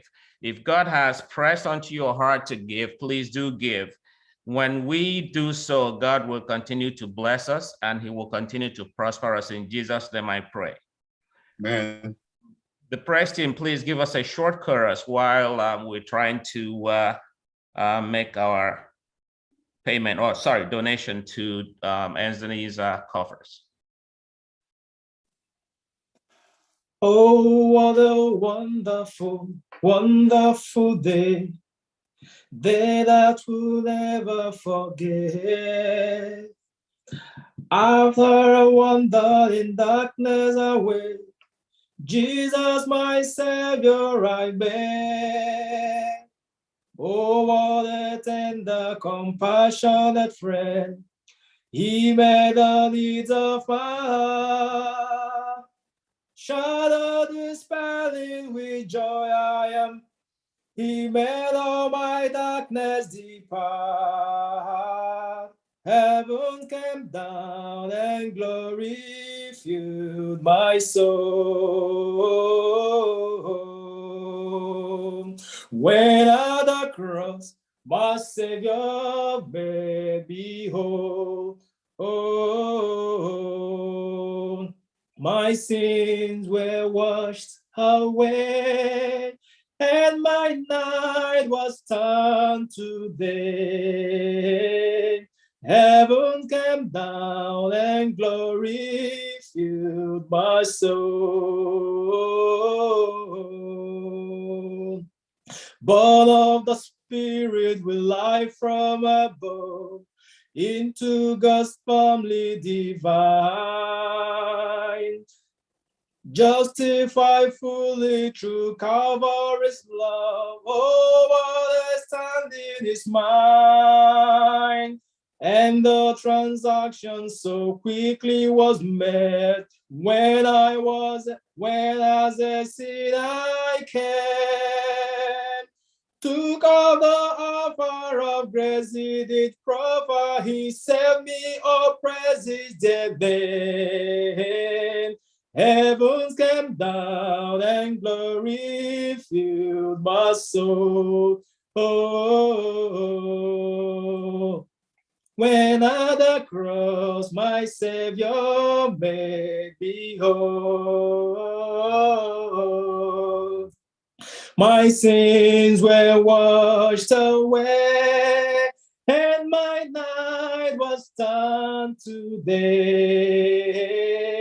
Heavens came down and glory filled my soul. Now I have hope that will surely endure after the passing of time. I have a future in heaven for sure, there in those mansions of life. And it's because of the wonderful day when at the cross I believe, riches eternal and blessings supernal from his precious hand I receive. Heaven came down and glory filled my soul. When at the cross my Savior made me whole, my sins were washed away, and my night was turned to day. Heaven came down and glory filled my soul.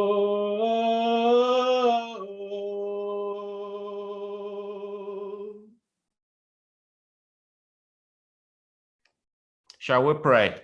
We thank you, merciful Father, for providing for us. We thank you for all you've been doing for us. We ask you to bless us and bless the coffers of those who have given and those who have not given, so that everything we're going to do with this money will be to your honor and glory. This is my prayer. In Jesus' name I pray. Amen. Amen.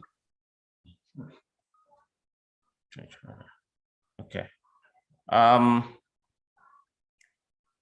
Happy Sabbath once again, my people. Happy Sabbath. Happy Sabbath. Happy Sabbath. This is the time for me to introduce everybody to the people who have officiated or who will officiate still, and also vice versa. I'm recognizing our brothers and sisters from Heritage SDA Church who are hosting us today. May God bless you in Jesus' name. Our brothers and sisters from Living Faith SDA Church in New Jersey, I still accord the same blessings of the Lord on your behalf in Jesus' name. First SDA Church, Mount Vernon, may God bless all of you, including our pastor, Pastor Kezia Erondo, in Jesus' name. Amen. Our churches in the New York area, Brooklyn, Co-op City, and all of the churches in New York. I pray that God will continue to prosper us and bless everybody in Jesus' name. We have sisters from the Church of God in Philadelphia here, Connecticut, Maryland, New Jersey, New York, and other people from around the United States. I equally ask God to provide for you and to prosper you and your families in Jesus' name. Amen. I'm recognizing brothers and sisters who are calling in or logging in from Nigeria, Canada, and the rest of the world. The Church of God is worldwide. So we do recognize all of you, and we do pray for you, and we do pray for your families, for everything that you place your hands in that are very good, that are good things, that God will prosper you and provide for you. In Jesus' name I pray. Amen. In the same vein, I want to introduce the people who are officiating today. We have heard and we have seen our brother, Dr. Prince Achakawa, who is our General Secretary, who has been very active today, bringing us announcements and also singing. May God continue to bless you in Jesus' name. I'm recognizing Brother Ejike, Chinedu Ejike, Brother Ihiani Ezekiel, who have volunteered their voices, their talents to the glory of God. May God continue to bless you in Jesus' name. Amen. We have Elder Samuel Eze from Heritage SDA Church. May God continue to bless you and your family in Jesus' name. Sister Christy Callow, who was deputized by Dechidi Emegara, may God continue to bless you in Jesus' name. And we have our sister who read the Bible reading, Queen Neka Chukwemeka. Thank you for volunteering to serve, and may God bless you in Jesus' name. Amen. We also have our sister Josephine Chike who prayed for us. May God continue to prosper you in Jesus' name. Amen. Myself, your humble servant, Oscar Wachuku, your manservant, I pray that God will accord the same blessings upon me and my family in Jesus' name. Amen. And Elder Wamarin, who moderated the lesson study, Brother Kechukuch and family, and the Igwe family, I also accord the same blessings upon you in Jesus' name. Amen. And the person who is multi-talented, who will break the bread of life to us, is our brother that we know very well, the senior pastor of Heritage SDA Church. I know he could sing, but I didn't know he's a soloist. So Pastor Ahom Onyebuchi will bring us a song of meditation, after which he will also preach to us. And I implore you to give him your best audience so that God will continue to bless us. In Jesus' name I pray. Amen.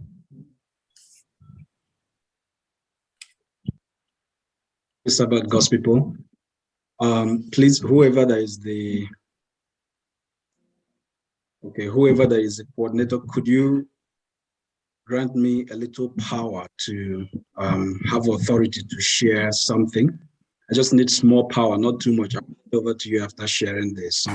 You have small power now. Okay, thank you, sir. Appreciate it. I know you are the one that has that power, so you're the one. Thank you.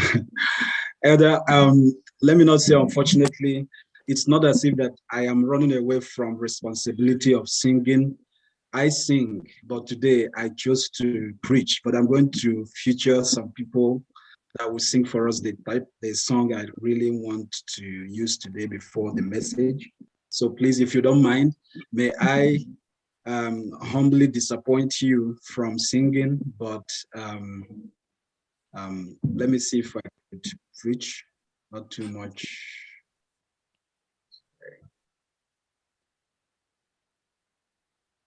Sorry, okay.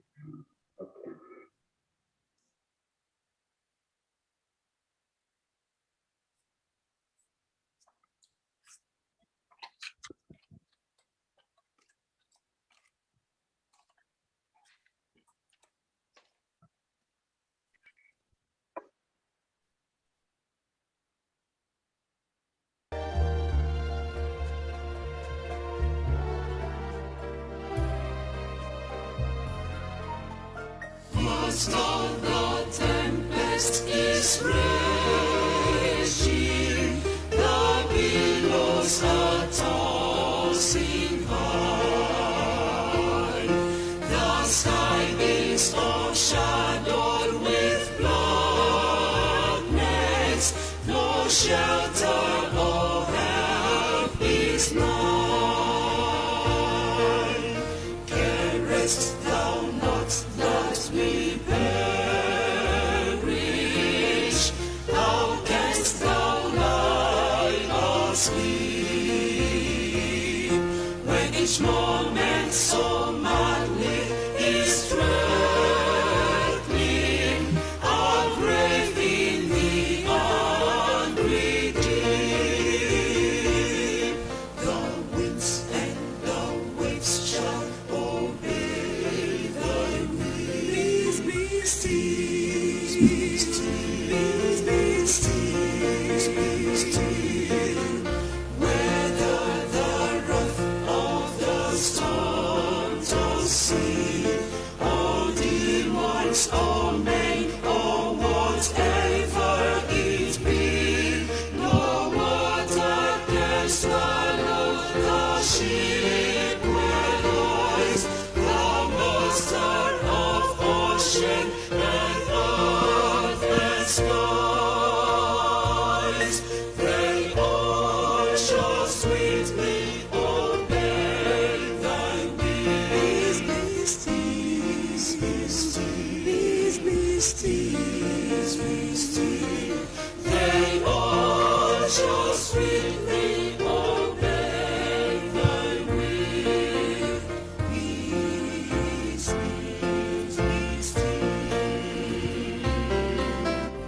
Master, with anguish of spirit,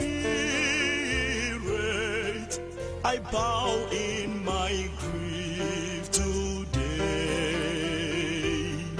The depths of my sad heart are troubled. Awaken and save, I pray. Torrents of sin and of anguish sweep o'er my sinking soul, and I perish, dear Master. Oh, hasten and take control. The winds and the waves shall obey thy will. Peace be still, peace be still. Whether the wrath of the storm tossed sea, or demands of men, or whatever it be, no water can swallow the ship where lies the Master of ocean and earth and skies. They all shall sweetly obey thy will. Peace be still, oh, peace be still. They all shall sweetly obey thy will, O Lord. Peace, peace be still.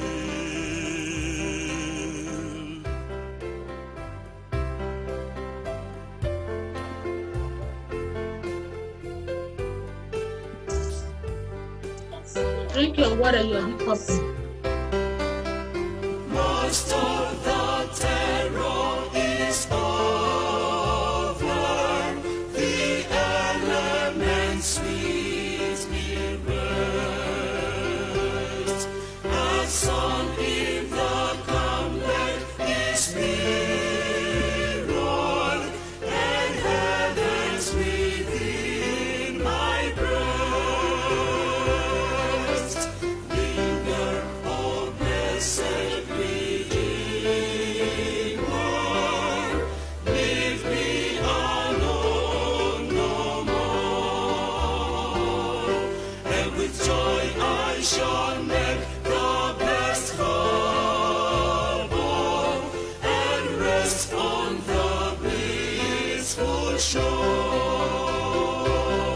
The winds and the waves shall obey thy will. Peace be still, peace be still, peace be still, peace be still. Whether the wrath of the storm-tossed sea, or demons, or men, or whatever it be, no water can swallow the ship where lies the Master of ocean and earth and skies. They all shall sweetly obey thy will. Peace be still, peace be still, peace be still. They all shall sweetly obey thy will. Peace, peace be still.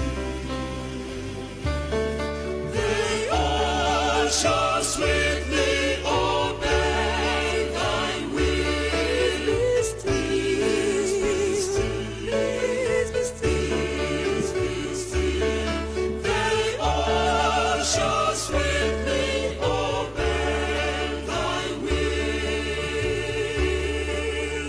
Peace.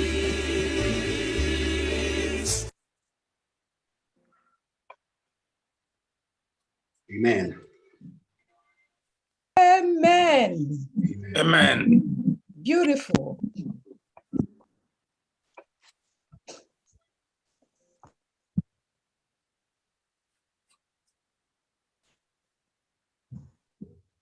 Amen. Amen. If you can hear the sound of my voice, can I hear you say amen? Amen. Amen. Amen.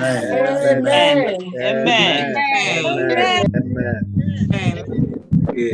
Now that I know you are there and ready to hear the word of God, so let me jump into the word of God.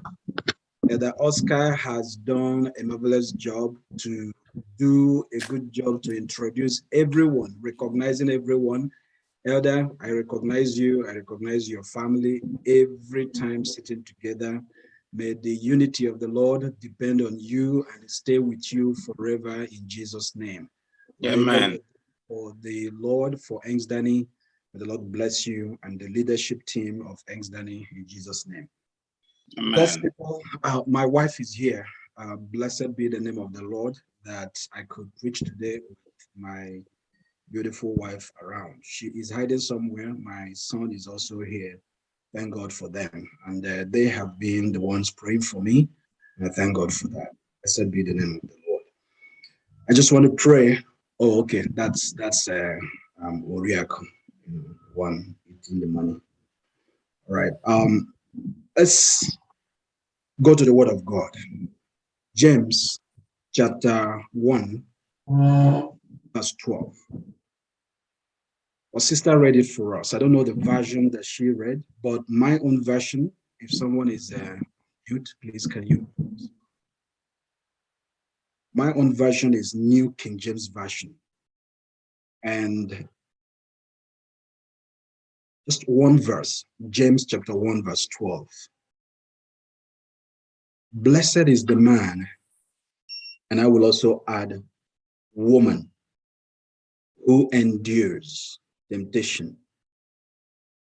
For when he or she has been approved, he or she will receive the crown of life, which the Lord has promised to those who love him. Dear God, this is your word, and it is time for us to hear it. But you have selected this empty vessel. So, Father, I'm pleading that under the anointing of your Holy Spirit, please use me again today. Whatever time we share together, we will not go home remaining the same. Something will be done. Something will be changed. Cause a positive change. Someone is here today to hear a word that will turn around their position and change their perspective. Lord, please use me and speak to that person. And at the end, if there be any praise or glory, let them go to Calvary. We pray in Jesus' name. And the Church of God will say, Amen. Amen. I want to hear that amen because it will make me to preach this sermon very well. So if I don't, Amen. Amen. so let me use you as a point of departure now. If I don't hear more amen, so it means that I will not preach well. And if I don't preach well, then it means that it is your responsibility, not me. So all I need is amen and hallelujah when it is the appropriate time. The chairman and the president of ENSDANY has already warned me that it is not the sermon that you people are looking for. It is to raise the money. So anytime that we are having ENSDANY convocation, please do not invite people for sermon. Just tell them to offer a devotional. Okay, devotional is 15 minutes so that we can just do devotional. Long talk, church. This is not the time to preach or sermon for revival.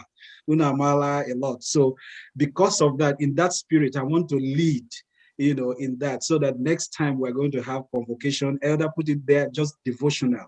Every pastor will understand that there is a difference between a sermon and devotional, or a sermonette. Sermonette is between 5 minutes and 8 minutes, and a trained pastor will give it to you so that Anyangela very fast. I've already taken 5 minutes of my 25 minutes. So the title of the message is The Woman, the Dog, and the Crumb. That is the title of the message. And I will repeat it again so that you can record it in case you don't benefit, you don't get any other thing from the message. Just remember the title, because the title is sweet. The woman, the dog, and the crumb. So you can say it again: the woman, the dog, and the crumb.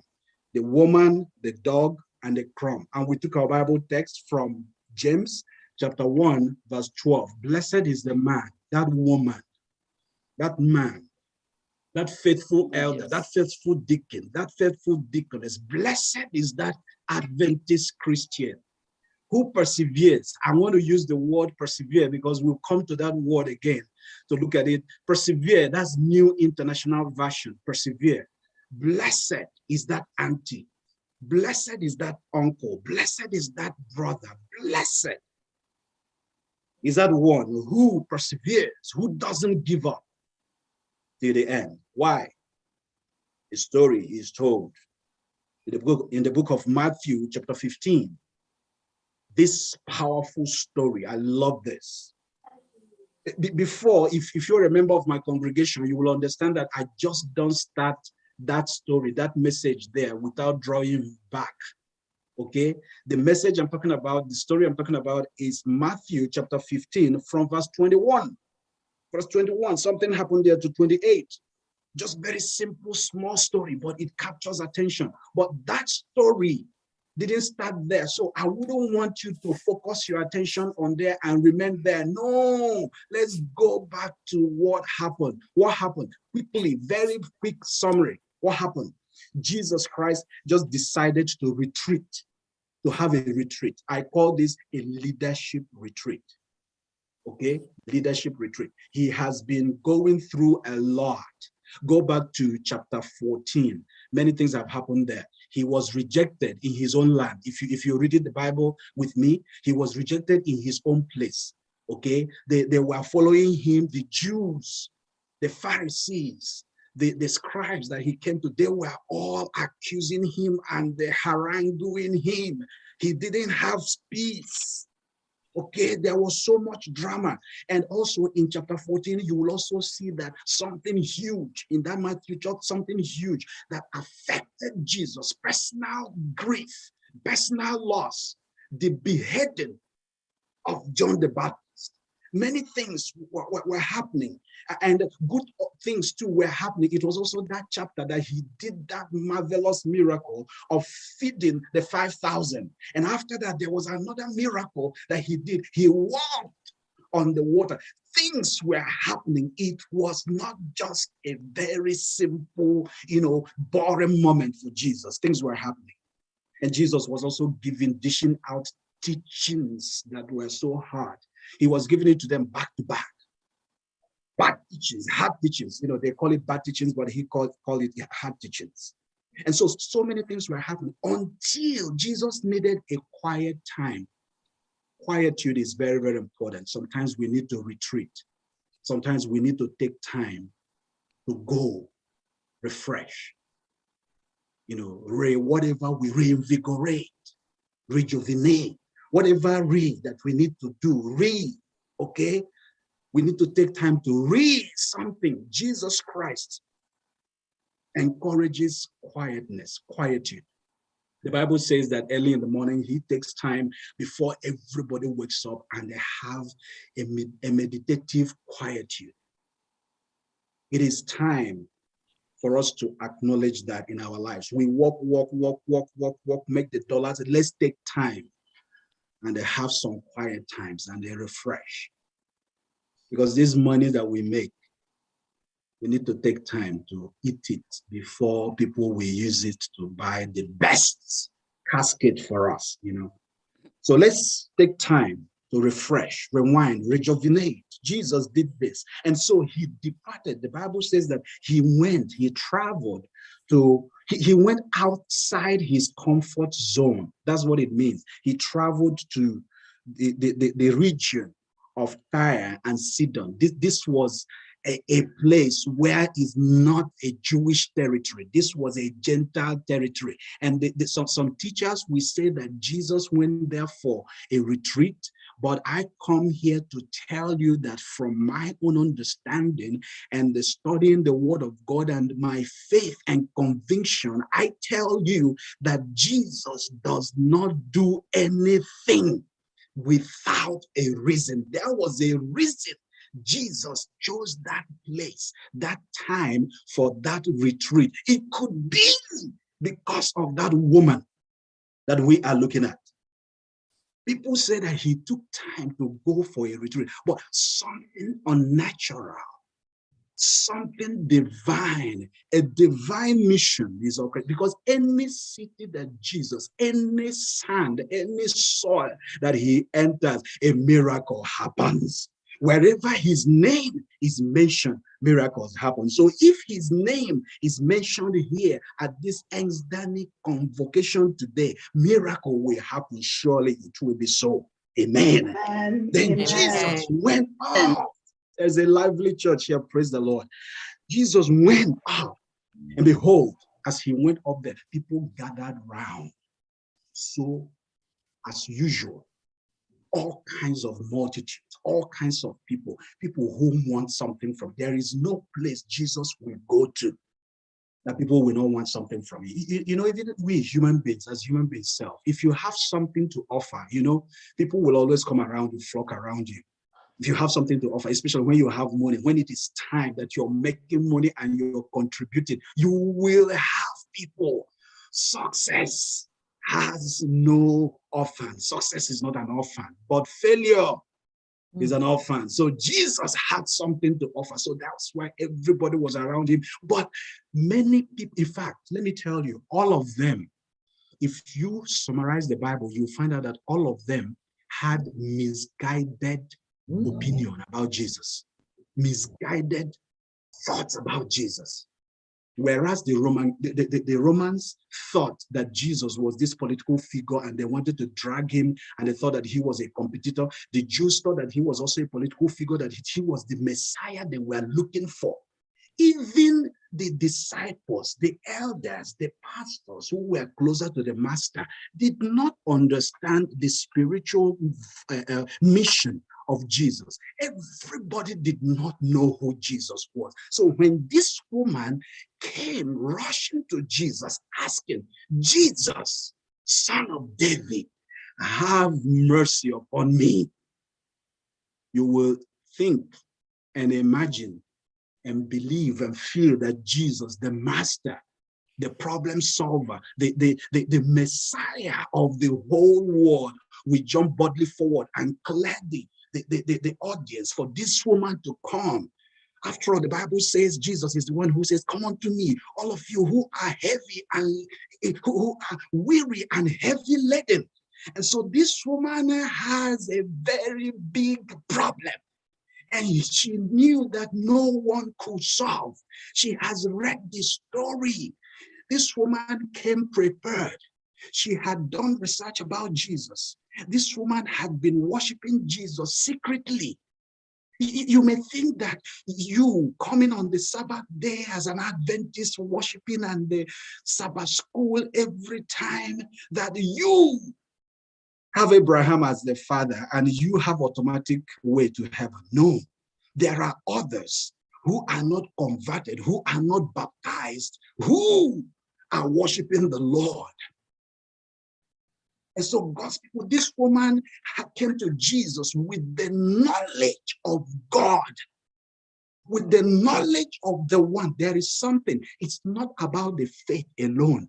It's about knowing whom you have the faith in. If you do not know the person whom you have faith in, you will not have faith in that person. And the reason some of us do not, and let me say this before I conclude, the reason some of us perhaps do not receive our blessings, our answers, it's not because that our sins have demarcated us from God, but it is because that we do not have the knowledge of God.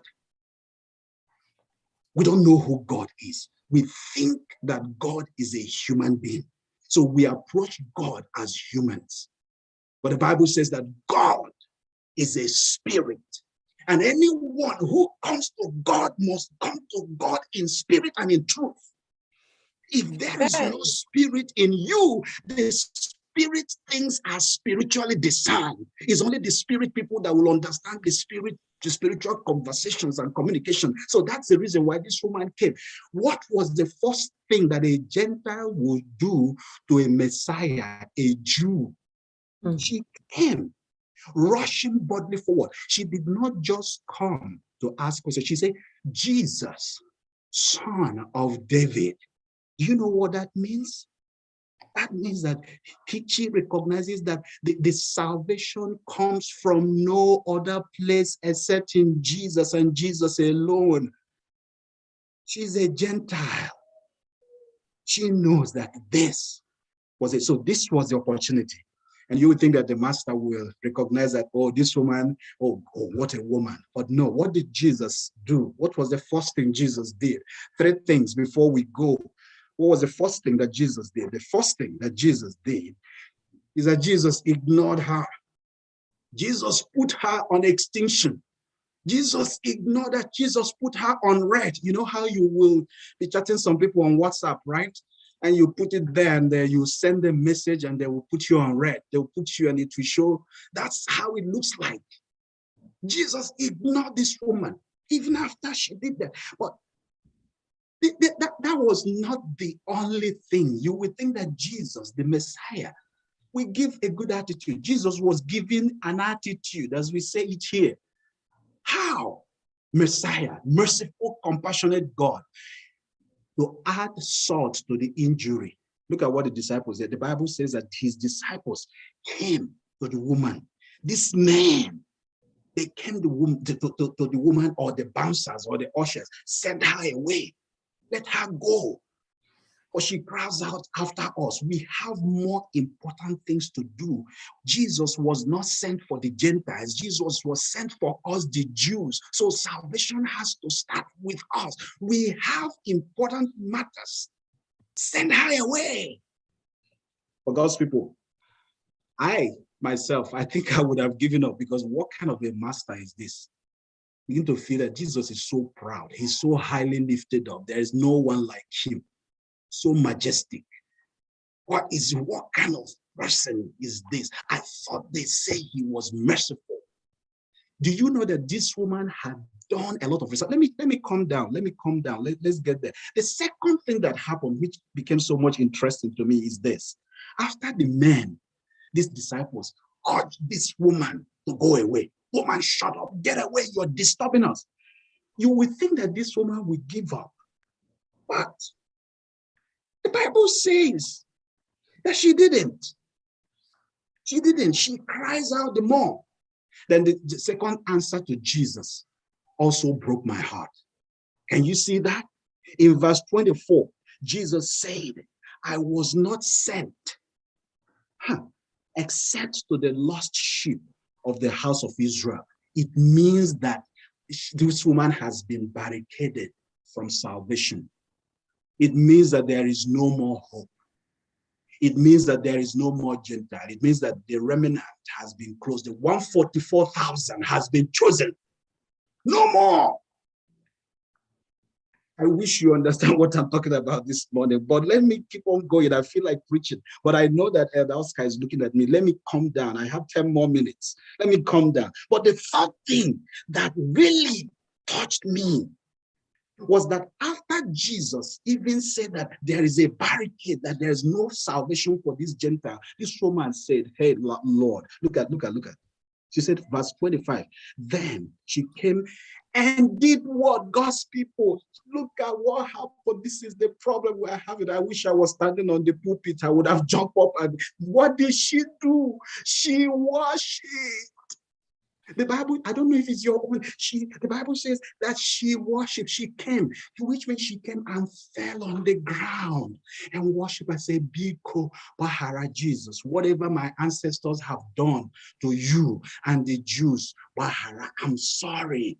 Forgive me. Yes, I know, Lord, that yes, you were not sent to the lost sheep. I mean, you were not sent to the Gentiles, you were only sent to the lost sheep of Israel. But help me.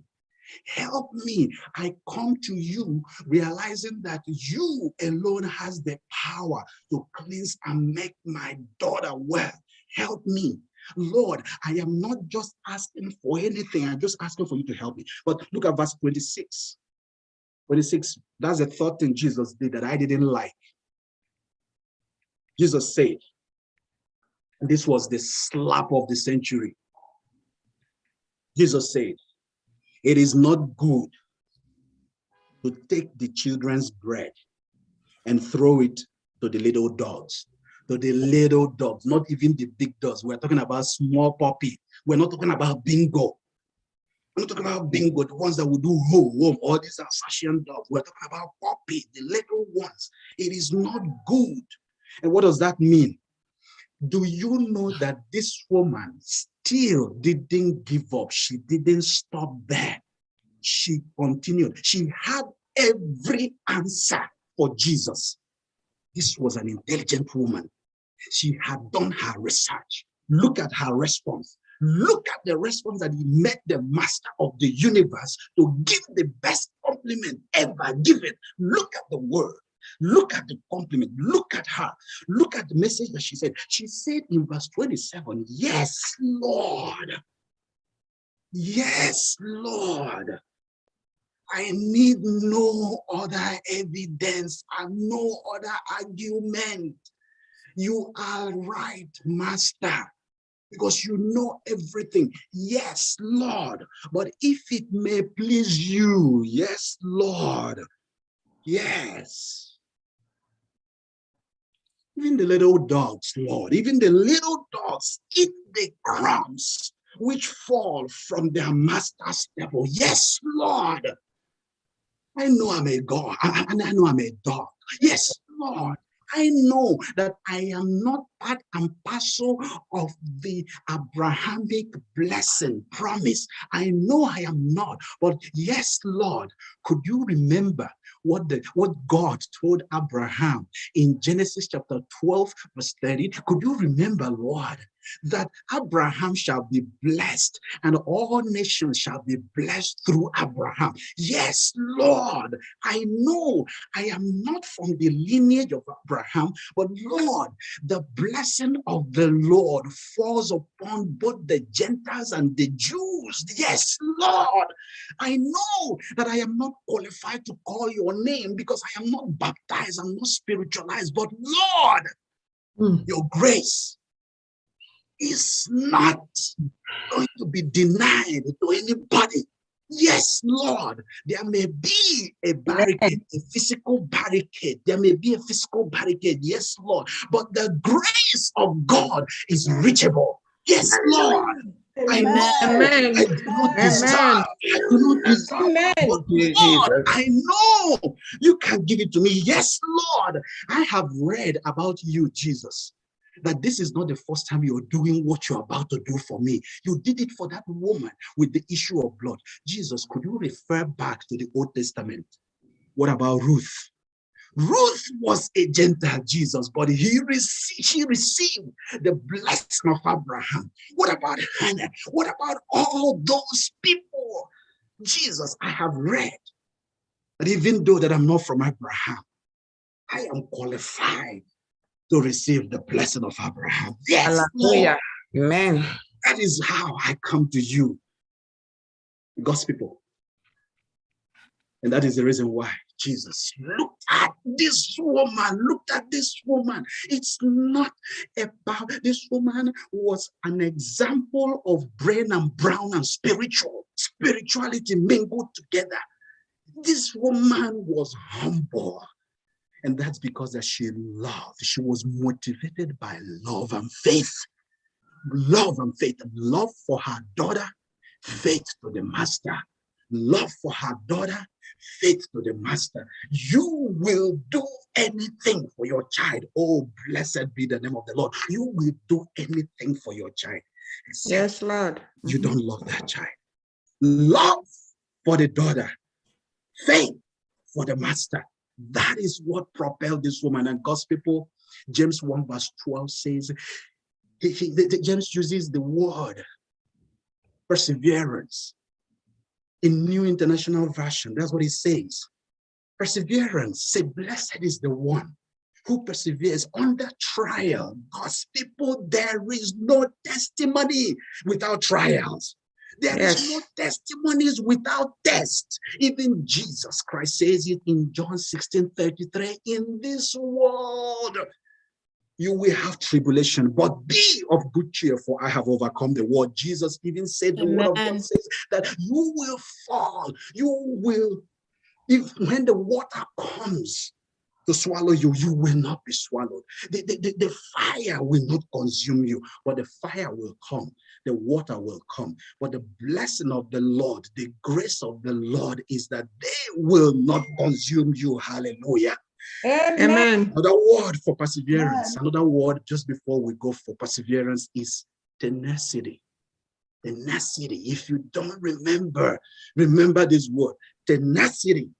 Tenacity is what I described. Don't pay attention to the word. Let me just say the way it is in my brain, how I feel about tenacity. The word tenacity, being tenacious. It's what I describe as the stoic equanimity in withstanding life's vicissitudes. What does that mean, God's people? It means that perseverance is a continuous state, is a consistent state of grace, of God's grace, to dealing with life's trouble. Tenacity, perseverance can lead to salvation. It may not be spiritual salvation, but it will lead to financial salvation. Tenacity will lead to marital salvation. It is because of tenacity that some of you have been married for 30 years. Tenacity made you to marry that man for 35 years. Tenacity made you to stay with that woman for 15 years. Tenacity made you to stay with that woman for 40 years. Tenacity is a way of life. Amen. Amen. Tenacity, perseverance is consistency, being consistent on a cause. Being consistent on a cause. Yes, it does not mean that you will not have a setback. It does not mean that you will not have obstacles. It does not mean that you will not have people who will shout you down, close you out, get out of the way. Things, problems will shout you down. But tenacity, perseverance, say, no, I will shout up more. Hallelujah. Perseverance. Yes. Perseverance is dedication, God's people. Perseverance is determination. Perseverance is doggedness. Perseverance is steadfastness. Perseverance is endurance. Blessed is the man and the woman who endures till the end, for he or she shall receive the power of God, the blessings of the Lord. Oh, God's people, there is just blessing and perseverance. Perseverance is not quitting. Perseverance is not quitting that marriage when it was the worst times, because people forget that in marriage is for the worst and for the good. It's for the best, it's for the good of God. So they don't. But perseverance, when it is the worst time, stays. Perseverance is what makes you now to testify. Perseverance is going back and retaking that board exam that you have been postponing. Perseverance is killing that postponement and going back and take that board exam. Perseverance is never stop praying for that backsliding child or that backsliding member. Perseverance is keep praying and mentioning that child in the prayer every morning, every evening. That is perseverance. Blessed is the one who prays and continuously to pray. Perseverance is never give up. Perseverance is Ruth telling Naomi, entreat me not to leave you, for where you lie, so I shall lie. Perseverance is Hannah seeing all the vitriolic vituperations of Peninnah and yet continued praying to God. Perseverance is the result of Samuel. Perseverance. Without perseverance, there will be no Samuel. Without perseverance, there will be no deliverance. Without perseverance, there will be no promised land. Without perseverance, there will be no savior. Without perseverance, there will be no savior and there will be no salvation. Perseverance will lead us to heaven. Blessed is he or she who perseveres till the end. Amen. Amen. Amen. Amen. Amen. Amen. Wow. The Lord said, oh, woman, great is your faith. So this appeal is not for the men. Men, close your eyes. Men, close your ears. Men, don't listen to this appeal.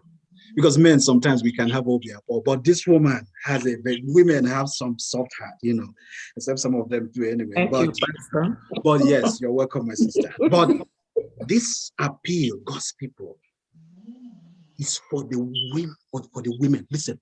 But because if women give life, there is no, not a man. Don't feel, you know, that we have done a lot, you know. But women, if they stand in the way, it cuts across. It gives life because women give life. Okay, what am I saying? The Gentile woman had so much faith in the presence. She persevered. She persisted in the presence of male domination and oppression, and she overcame. Jesus said to this woman, your faith is great. So this appeal is for you, auntie and mommy. This Gentile woman was standing in prayer for her daughter. And so here is my appeal to you this morning before you go, madam, my sister. Perhaps there is a woman here hearing my voice this morning that you have been interceding for someone. There's a woman here this morning, you're interceding, you're standing in the need of prayer for your daughter. There's a woman here, you're standing in the need of prayer for your husband. There's a woman here that even in the midnight, you're praying, your husband doesn't even know. Your children don't even know that when they are snoring so hard, you are waking up and kneeling kneeling down and praying in darkness. There are some of you that your husbands don't even know how much time you fast for him. So you are standing in the need of prayer for someone. Perhaps you are standing in the need of prayer for your parents. Perhaps you're standing in the need of prayer for your best friend or your colleague. Perhaps you are standing in the need of prayer for yourself. Whatever it is, perseverance is the key. And so, my sister, my prayer, my question, my appeal to you is this. Do not let the noise of the market women, of the market people, stop you from selling. Don't get drowned by the noise of the market that it will make you stop from making your gain. There are so many distractions and so many noises in this whole world, and it will drown your voice of prayer. Heavenly Father, these women have identified them, and some of them are raising their hands at this time. I'm not motivating them to raise their hands, but they're just raising their hands, joining me in faith and by faith as I raise my hands on their behalf. Lord, as they raise their hands, standing in the need of prayer for someone, and they're mentioning the name of that person. God Almighty, you know that person right now. As these women are raising their hands with me in faith and mentioning the name of that person, oh Jesus, may you cause a miracle just like you did for this Gentile woman. May it be said that right now, immediately, that problem has been solved. Amen. Lord, we believe in faith and we join our faith as men with the faith of these women, with this faith of these great women. Let it be so for them, oh God. Let it be so. We pray in Jesus' name. Amen. Amen. Amen. Happy Sabbath. Amen. Amen. Amen. Amen. Hallelujah. Amen. Amen. Amen. Amen. Day by day, and with each passing moment, is a song of commitment for us this Sabbath afternoon.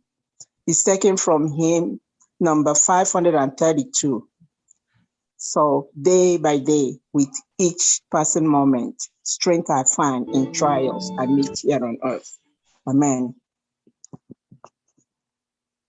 By day,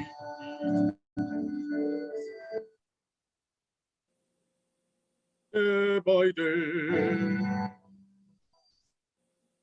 day by day, and each passing moment, strength I find to meet the trials here. Trusting in my Father's wise bestowment, I've not cause for worry, for fear. He whose heart is kind beyond our measure, give us on each day what he thinks best, loving them. Is part of pain of pleasure, mingling joy with peace and rest. Every day the Lord himself is near me.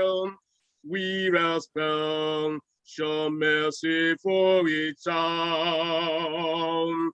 All my care, he fan would hear and clear me.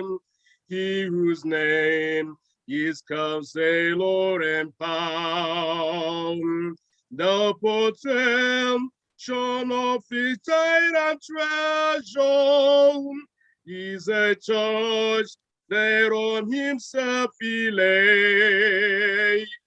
As your days, your strength shall be in measure. This the pledge to me he made. Help me then in every tribulation, so to trust the promises, O Lord, that I lose no first with consolation offered me within thy holy word. Help me, Lord, with toil and trouble meeting, help to take us from as far as end.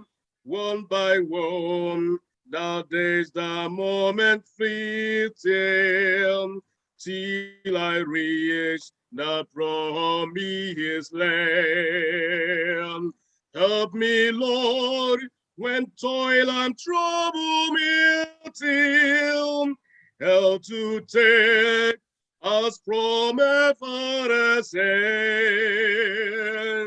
One by one, the days, the moment fleeting, till I reach the promised land. Amen. Let us pray. May the grace of our Lord Jesus Christ, the love of God, and the sweet fellowship of the Holy Spirit abide with us now and forevermore. Amen. Amen. Amen. Amen. Thank you very much, Pastor, and everybody that officiated today. And I pray that God will continue to bless us and God will continue to provide for us and also prepare us for eternity. In Jesus' name I pray. Amen. We will roll over to our business meeting. Mr. Secretary, please, if you can share the minutes while Elder Chidi Emegara leads us in a prayer for our business meeting, please. All right, let us pray. Oh, gracious and loving Father in heaven, Father, we thank you for the service of today. We thank you for the sermon. We ask that you help us to hear, internalize, and apply what we have been delivered to from your manservant. Father, you know our strengths, you know our weaknesses, you know that we have nothing except the power that is in you. We come before you as we are, pleading that you wash us clean with the blood of Jesus. Allow your Holy Spirit to move in our hearts as we deliberate on how we can help our people back home. May your will in this deliberation be done. Thank you for hearing our prayers. Thank you for what you have done through this small group. And thank you for what you will use them to accomplish to your own glory and honor. In the name of Jesus, I have prayed. Amen. Amen. Amen. Thank you very much. Mr. Secretary, do you have the minutes ready?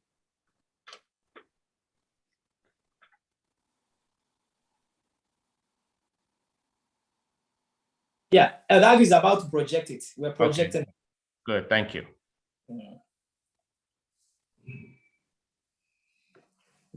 Okay. All right. So this is the minute of the 7th ENSDANY virtual completion that was held at First Igbo SDA Church on December last year. Okay. Okay, thank you. Thank you. The meeting started immediately after service with a word of prayer by Elder Chika. The president welcomed the house and prayed for God's unending grace upon every member. He called on the assistant secretary to read the minutes. After the minutes were read, it was adopted. On matters arising, we talked about a generator. The president intimated the house on his discussion with the hospital staff concerning electricity supply. He suggested that we move towards solar energy. He also informed the house that he has contacted a solar engineer who promised to send a quote. Elder Chidemera suggested that we get a solar panel and a generator because solar power alone is not reliable because it's a new technology and is still evolving. The idea of getting a generator as a backup plan was unanimously supported. The president called for a vote to get both. Elder Gochukwago suggested that we delay a vote on it until we get quote for both of them, both of the items. On springtime, please, okay. On Springtime Foundation, Pastor Erondo asked to meet with the president behind closed doors for some discussions. The president posted the list of equipment needed and called on the house to reach out to different organizations for equipment donations. Elder Chidemera asked if a committee would be inaugurated to take care of the equipment. The president was asked to work with the executive on this. Dr. Wakama advised that we do away with used equipment to avoid getting obsolete equipment that will break down when they are sent to Nigeria. He further suggested that we channel our equipment donation via General Conference because they have a way of shipping equipment with reduced D2 fees. Dr. Ada Akonwachuku indicated interest to the net level equipment and asked for a contact. Dr. Onyeche Laubunna suggested that we investigate to find out if we can get some of those items in Nigeria for adequate maintenance. Members suggested that we start with donating money, and after which we can delegate the professionals to deal with the purchases. The president asked the House to empower the executive to inaugurate different committees that will take care of the fundraising and equipment review committee. Elder Emeghara moved that Elder Agu to be added to the existing committee to assist. The House decided that since the executive has been doing a fabulous job, they could also take care of this. Sister Enya informed the House of a charity organization she has spoken to. She intimated the House how they operate and urged the organization to buy into that, since it will only require that we treat more people on charity basis and then document. Dr. Wakamba suggested we swing into action immediately, get committees rolling and begin a mailing and virtual fundraising. After all deliberations, Pastor Erondo encouraged the members to reach out to co-workers to donate, if possible, before the year runs out, as it will count for 2021 tax year. A video tour was done of the complex was done, after which Elder Chikamo moved for adjournment and a closing prayer by Elder Wakama. Thank you and God bless you. Thank you very much, Mr. Secretary. The House has heard and read the minutes alongside you. Are there any omissions or additions to the minutes? I think you pretty much captured the essence of the meeting. Thank you very much, sir. Okay, in the absence of any amendments, I will ask for somebody to move to adopt the minutes. So moved. Thank you, sir. Any seconder? Seconded. Thank you very much, Ma. Then matters arising from the minutes. This first one is about the generator. Yes, I did reach out to the engineer, the solar power engineer, and also the contractor for them to work together to figure out what is needed to install it and how much is needed to install it. The last time I spoke with them this week, they're still working on it. Okay. They're still working on it. They have not given us a quote yet. So they want to be very careful in making suggestions and giving us a list. So they're working out the wattages and everything. So we will be receiving it very shortly. And as soon as I do, I will notify the House.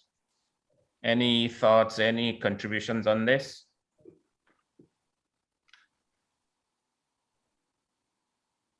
Okay. Ambassador Solar, I don't know if they're going to go there to assess the building and see how it is and what needs to be done. Yes. When they are working on it, right now we have so many people using solar, and we've made so many contacts about solar energy. The solar in Nigeria are as efficient as what they hear, that will carry everything you have in the house. That's one thing we'll bear in mind. That means that we still rely on NEPA, we still rely on generator, because the people there, they rely on NEPA and on generator and their solar. And the solar panel, I mean, the energy they get depends on the number of panels they have, and the number of panels will determine how much it's gonna cost and the wattage and everything. So while we are still waiting for them, we should also try to inquire ourselves different sources to get information, so that when they're talking to us, we already have an idea. We're not going to say that we know more than they do, but it is good to have normally they say an educated patient or educated consumer. If you are a consumer and you know about the product you are going to buy, it helps the seller make it go through. So we're just not going to fold our hands and wait for them to give us a quote without having an idea of what's going to happen or what's going on there. So I'm challenging, I'm urging us to also do our own homework in addition to what they're going to tell us. If you have people who have solar at home, ask them how it works and what needs to be done. That way we'll be able to get together and make an intelligent decision. Thank you. Thank you very much. Mr. President?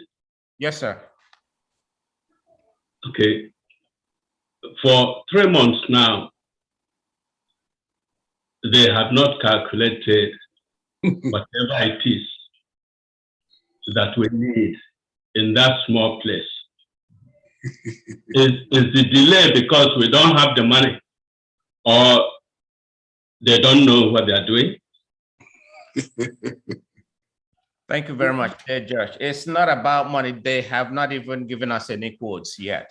Yeah.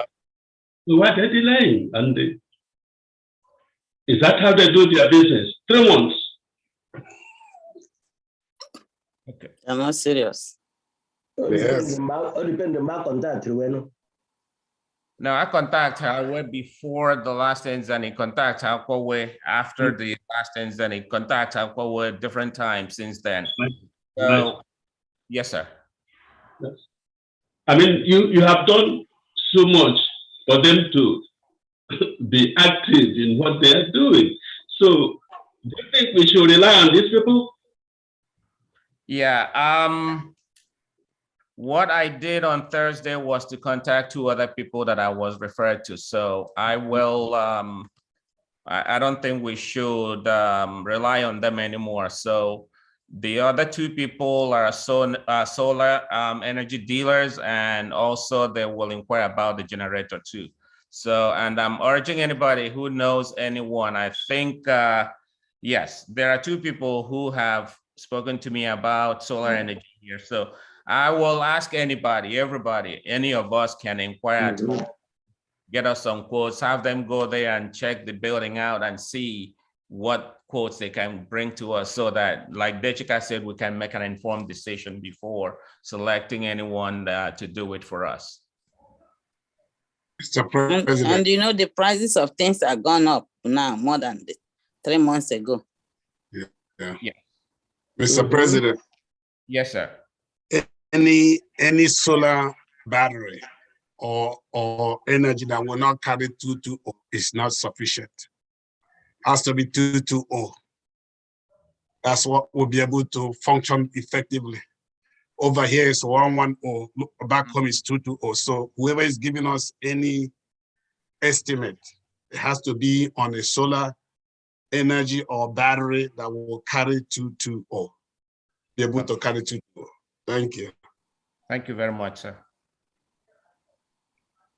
Okay, I'm asking the House, do you agree? I just mentioned that I made a move. I contacted 2 other people. So when I receive quotes from them, I will post it on the forum so that can generate some discussion. Is it okay? Yes. Okay, yes. Thank you very much. Thank you very much. Yeah, Mr. President, I just wanted to chip in something here. Yes, sir. And I'm sure you are active. You've been contacting Chris Onwasanya, and I think you have to actively involve him. I think his business is in Lagos and the northern part of Nigeria. All he needs to do is send one of his workers to go to the building. There's what they call load analysis. That load analysis is what you have to do before you can start talking about solar system. Once that load analysis is finished, you will now know how many batteries or panels that you will need. So, and Chris Onwasanya is very reliable. Many people in Nigeria say they can do this, they can do this. But Chris is somebody we know, and he's reliable. He will give you the right quote and he will give you the right load analysis. So I think we need to actively engage him and have him send somebody to do that analysis and have the other people you have contacted to also submit a load analysis. That's the key to installing solar. Okay, thank you very much, sir. But I hate to disappoint you. Since last year, I've been calling Chris to go to IHE and give me an estimate. Up to now, he hasn't. A number of other people that know him and know his father. It's the cost. It's the cost of him just coming to do these things that I'm thinking, because I'm not sure his business is functioning as effectively as it used to. So he's not easily available or can run quickly to give us the load estimate and then won't go back to Lagos. But it's also good to contact him, but the other people also, it's also good to extend this net to look for people who are as effective and efficient as he is. Yeah, that's why I said actively engaging him. I think one important point President has raised is just that I don't think I would think he didn't want to go to details and what caused the delay. I think what he's just saying is, if you know anyone, if you have used anyone who has this information, or who has a company, or who has installed solar, and also the generator, we need as much information as possible so that we can generate conversation on this as quickly as possible and make a decision before the next ENSDANY. So if you have anyone, you have used anyone, we need as much information as you can give us. I think that's what the president is saying. Yeah. Thank you very much, Dago. And just a little rider to what Dechid has said. Chris was the first person I contacted, and I did contact him the second time. He wasn't able to go to Aba, maybe because of cost or anything. So we will move ahead, and I implore everybody on this forum to please, let's all get involved. If you know anybody like we have decided, please contact them, and so that we can make an decision. Thank you so much. Mr. Chairman, Yes, sir. I was just wondering, what load are we analyzing since we have not installed the equipments that will be working there? Okay. We are just making an estimate because I've had the medical doctor there, the medical director, list some of the equipment or the most important equipment that they will be using. So based on that, they'll be able to work out the load. Okay. Thank you. Thank you, sir. Then the next item is springtime. I have contacted springtime. They actually, as of now, they don't have any news for us. Unfortunately, we met with the pastor twice after our last ENSDANY. He lost his mother recently. I did convey a condolence message from ENSDANY to him. But as for the promise they made, they haven't reached any decisions. And I believe that after his mom's burial, between the executive and Pastor Erondo, we will probably hear something from them.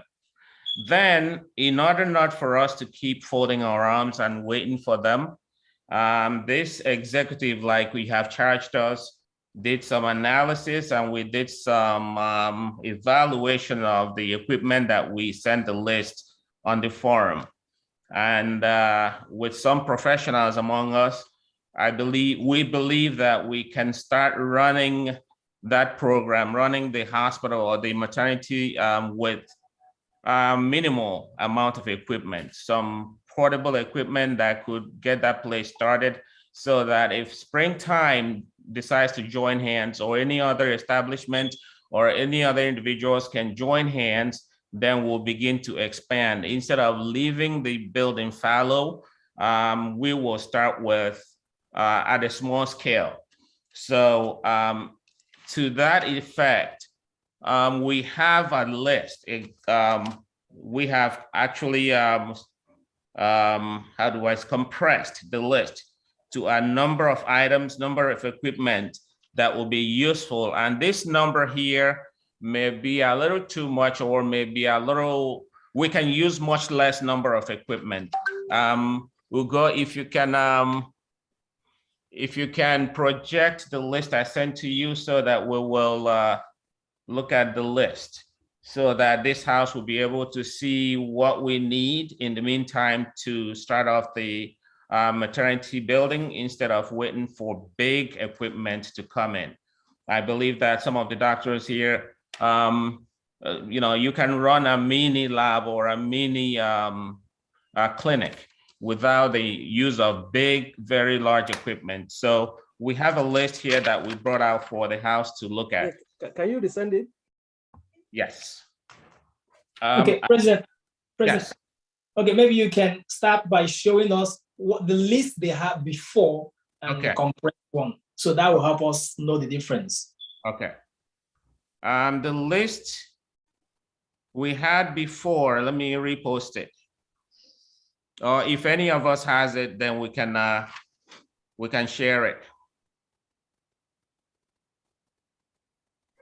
Dr. Achaka, why you may have that list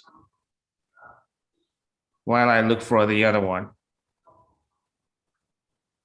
So what we are doing in essence is for us not to fold our arms, like I said, so that we can start using the building, because we have done a good job erecting that building.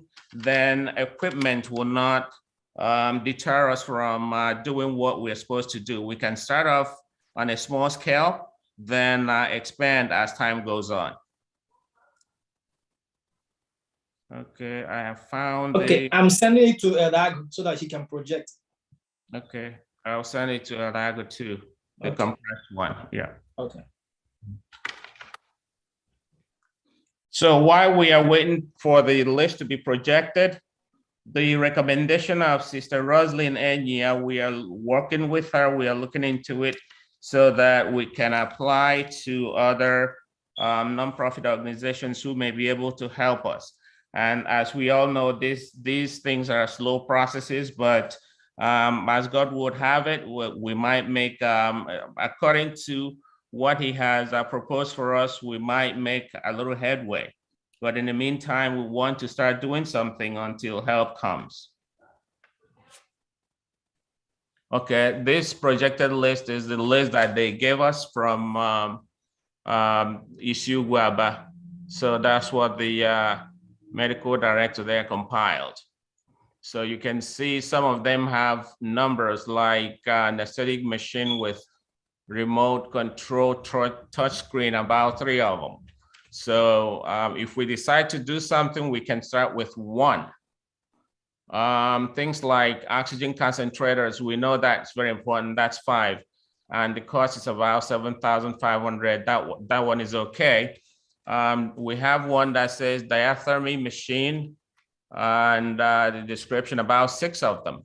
So if we can go with 2 or 3. So this is what I'm talking about, so that we can cut down on the number of equipment, and the ones that we know that may not be used every single day, we may eliminate that for now, or not eliminate, we can keep it aside and come back to it as we receive more funds or as we receive more donations from other people. So you can see how much, how long the list is. So he goes down, and 22 is the operating trolley and trays. We come to the labor room. We have all the delivery beds at whatever price that is there. And come to the wards, we have drip stands, about 80 of them. So I don't think we will need 80 at the same time. So movable dressing table, 24. I don't think we need 24. Movable drug trolley, 10. I don't think we need 10. So this is just to give you an overview of the list they gave us. Hospital beds, about 30 of them. I believe we can start with 10. If we are able to get 10, then it says again, hospital beds, that one is automated hospital beds. So we can get hospital beds that have lever system. We can use our legs to push up and down instead of getting the ones electrical or electronic. That one would be more expensive than the manual one that we can use lever to get up or down. So Eldago, could you please project the compressed one? Okay, this one is the one the team did compress or came up with remote control operating table ×2, which we have even said that we can use the lever operated ones. Okay, we have patient monitors. That one is for those of us in the medical field, we know that we have to place certain people on monitors to monitor what is going on. Then oxygen concentrator is about 5, which is reasonable. The diathermy machine, they said 8, but we put down 2 here to at least to start with. Even if we have 1, we can start with something. Then operating lamp, that one is very important in the operating room. Ultraviolet sterilizer, portable autoclave. We know what this one is to sterilize equipment. We have suction machines. That one, we have about 5 of them that were listed, but they're listed about 20. So assorted surgical equipment for the operating rooms. We know what they are, forceps and all the rest. The operating trolley and trays, they wrote 25, but we said about 8. Even if we don't have 8, we can cut it down to something we can afford and start with something. Then the baby infant warmer, 2 of them. So if we have, if we have babies that were born, we can put them in a warmer. 2 of them will be about 3,500 each. Then going down the list, the next page, Adago, please. Okay, these are the items that will be found in the labor room. Delivery beds times number of designated labor rooms will be about at 4. CTG machine, we have 4 of them, portable Doppler fetal monitors. We said 4, they said 25. Vacuum aspirator is about 2 is okay, or 2 are okay. Speculum, 5, and the weighing balance is about 3 to weigh the newborns. So this is the list that the team has put together to show to this house what is needed or what are needed to start off. Like I said, we may, anything we listed as 4, we may get 1 or 2 just to start off. As time goes on, and we will let them know that whatever we are using and whatever money is coming in needs to be accounted for. So the ward, we have mobile 4-door screens, about 6 of them. We know that the screen doors, we move them around for privacy. Movable drug trolley, patient's trolley, electronic hospital bed. That one we can scratch off and get the lever operated ones. Baby's cot, about 10 of them. Then in the newborn specialist care unit, we can get a baby incubator for maybe 1 of them because we can do 1 at a time. Phototherapy machine, newborn ×2, which is 2 of them. Then in the maternity laboratory, hematology analyzer, you know that they will be running some blood tests there. Instead of going elsewhere to run the test, they can use one of the rooms as a laboratory. And they can also commercialize it in a way that people can come in there to run lab work and they get paid for running those things. So in order to sustain maintenance of the equipment and running the building itself. Fully automatic chemistry analyzer, hematocrit centrifuge. So all these things, ESR analyzer, auto electrolyte analyzer. So we all know that these things are very important to have a laboratory there instead of them being sent elsewhere. Some of the specimen could be hemolyzed and we have falsified results or false results, false positive results and stuff like that. So we are bringing to this house a grand total of 115 as opposed to 300 and something thousand. So what is the plan to get these things done?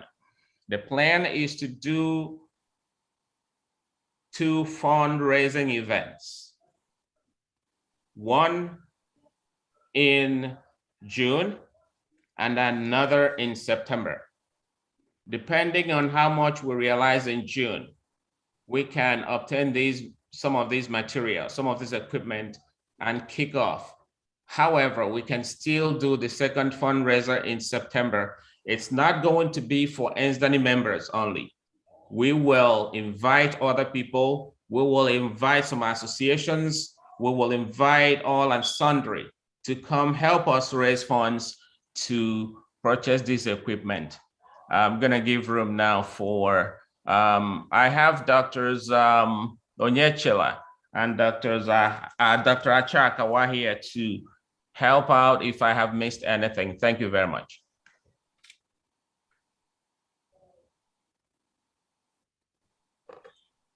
Mr. President. Yes, sir.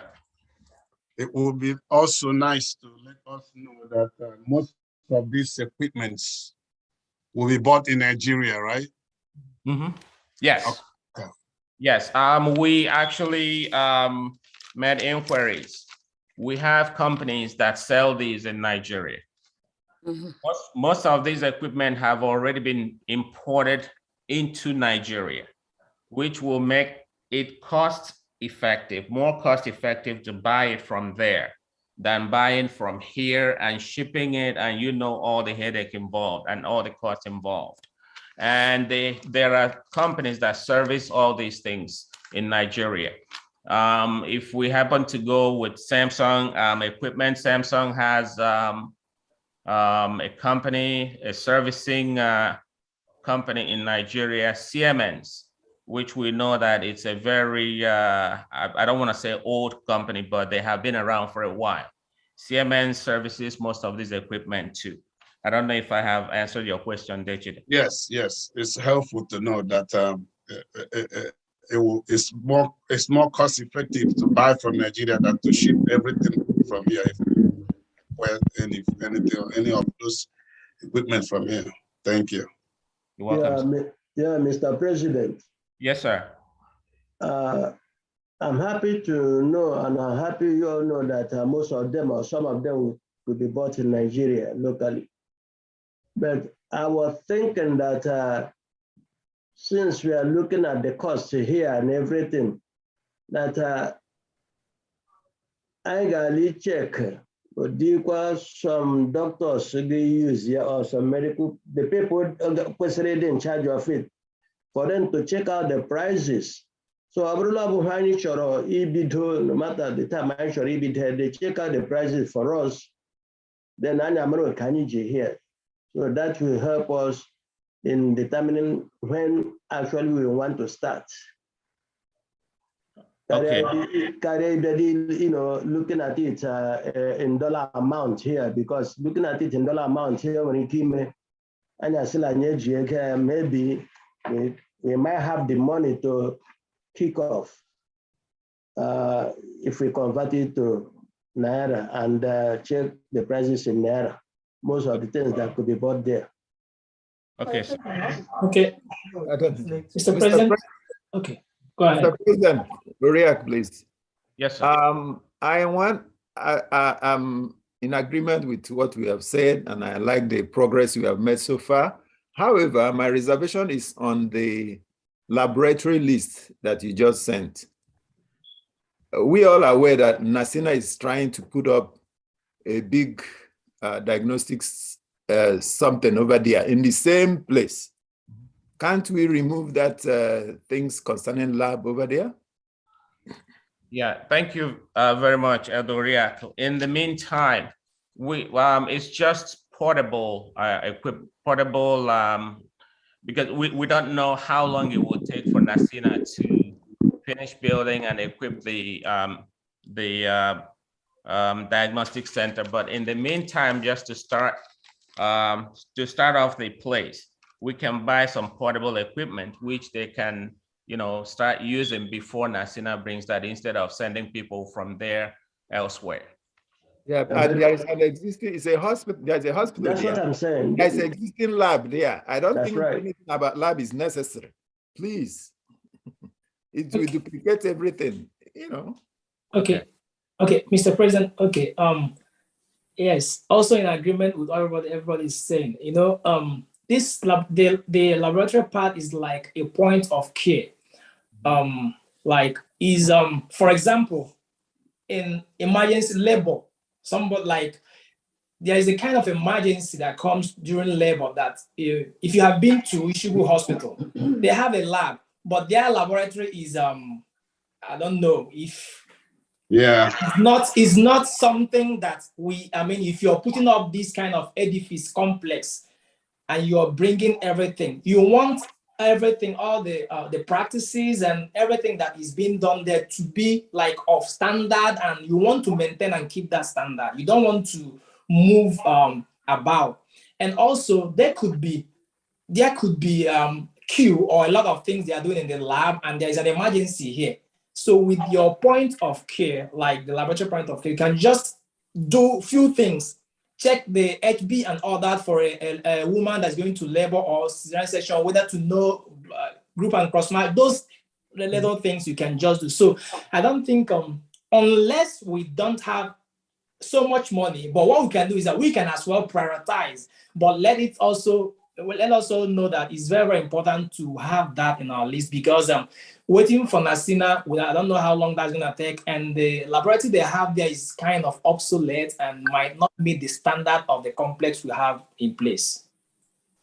My suggestion, if I may say something, is that what you're saying is very good. But what I'm trying to say is, seeing that we don't have too much money already, we can put this at the bottom of our list, since there is at least an available lab in that place. The point is well taken, and I think it's worth doing, but we can defer it to the bottom of our list so that we start with some other immediate things that are not there right now. Thank you. Thank you very much. Chairman. Chairman. Ma, go ahead. Yes, ma'am. I want us to start with the ones that they need now. Last week, our hospital lost a baby. Why did they lose a baby? They nearly even lost the mother. That woman had been the antenatal patient.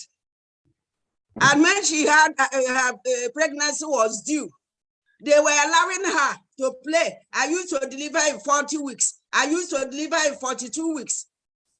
That baby nearly died in the mother's womb.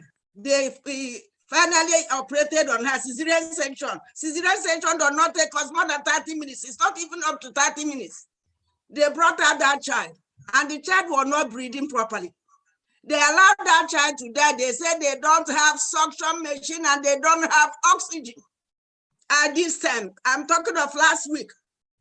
So when they can't suck the baby, they can't suck the baby. That's what they cannot intubate that baby and suck at what was blocking the baby's way.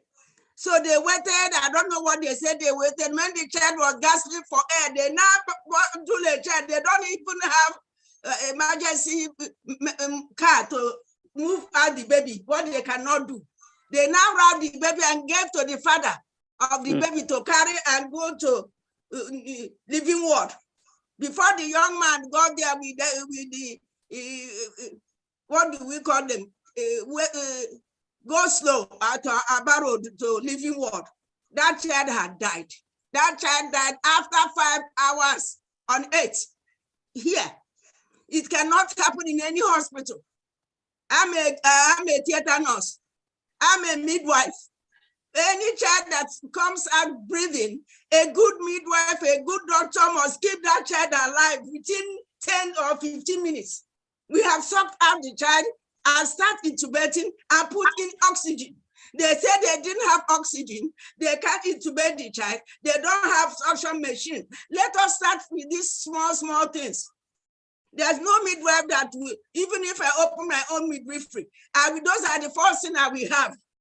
Suction machine for that child, oxygen. The oxygen must be there. How can they operate a woman when they don't have oxygen? They nearly even lost the woman. Please, let us do with those smaller things. That oxygen cylinder they were talking 5 or what is number 5 on the first old list. the drugs to sterilize was number 6. I was studying them. Then they need those ones even before we think of incubator. When they don't have oxygen, how can they incubate? When they don't have such a machine, how can they clear the children to come and put them in incubator? Please, let us send people who know what midwifery is all about so they can pick out the most important ones they need now. Not all these big ones that they are trying that they will buy. If we buy them here, there will be nobody that will be looking into it. So like you mentioned, we had this old company that used to supply people the equipment. So we can look into those ones so that when the equipment spoil, they have people who will run and go and repair. If we buy them here and send to them, they will not come and repair. They will say that they didn't buy it from us, we cannot repair. But if we buy it from people around our own area, they will, if we call them, they will come and repair their machines. Please, let us buy what we can give them now, or else they will keep losing their children and their mothers. Yeah, President, should I go ahead? Yes. After you, I would like Dr. Ango-Chat to please. I know you don't have to be on camera, Doc. I can see you here. After Eldago speaks, I would like to hear from you, sir. Yeah, your experience in the compelling, at least especially for this project, Adime. I would think animal the fundraising, this kind of I won't say it's a testimony, but with this kind of experience and get very good to be used for the fundraising. And then looking at the list, I think what the president has done and the executive both to show you exactly what the abridged list from what we had before, and then what we think might be useful.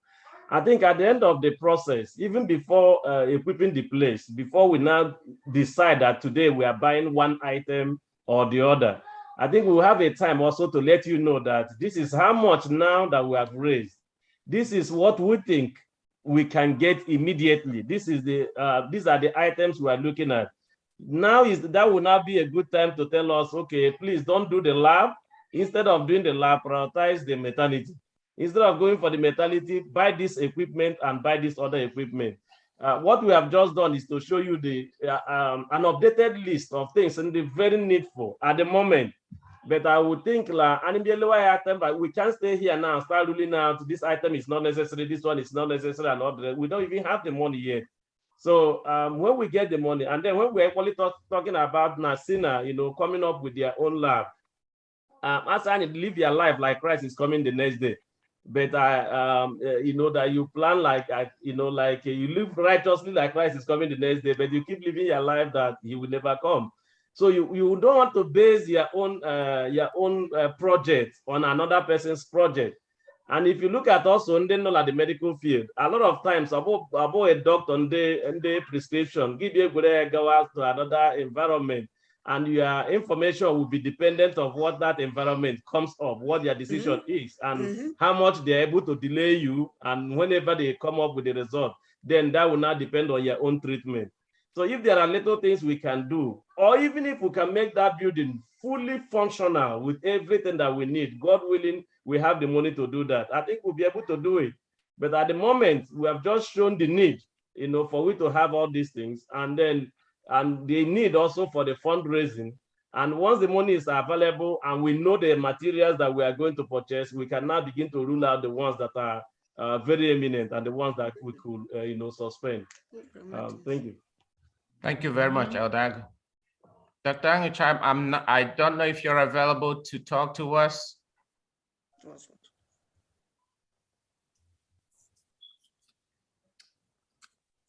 Okay. He may not be available. Does anyone else have anything?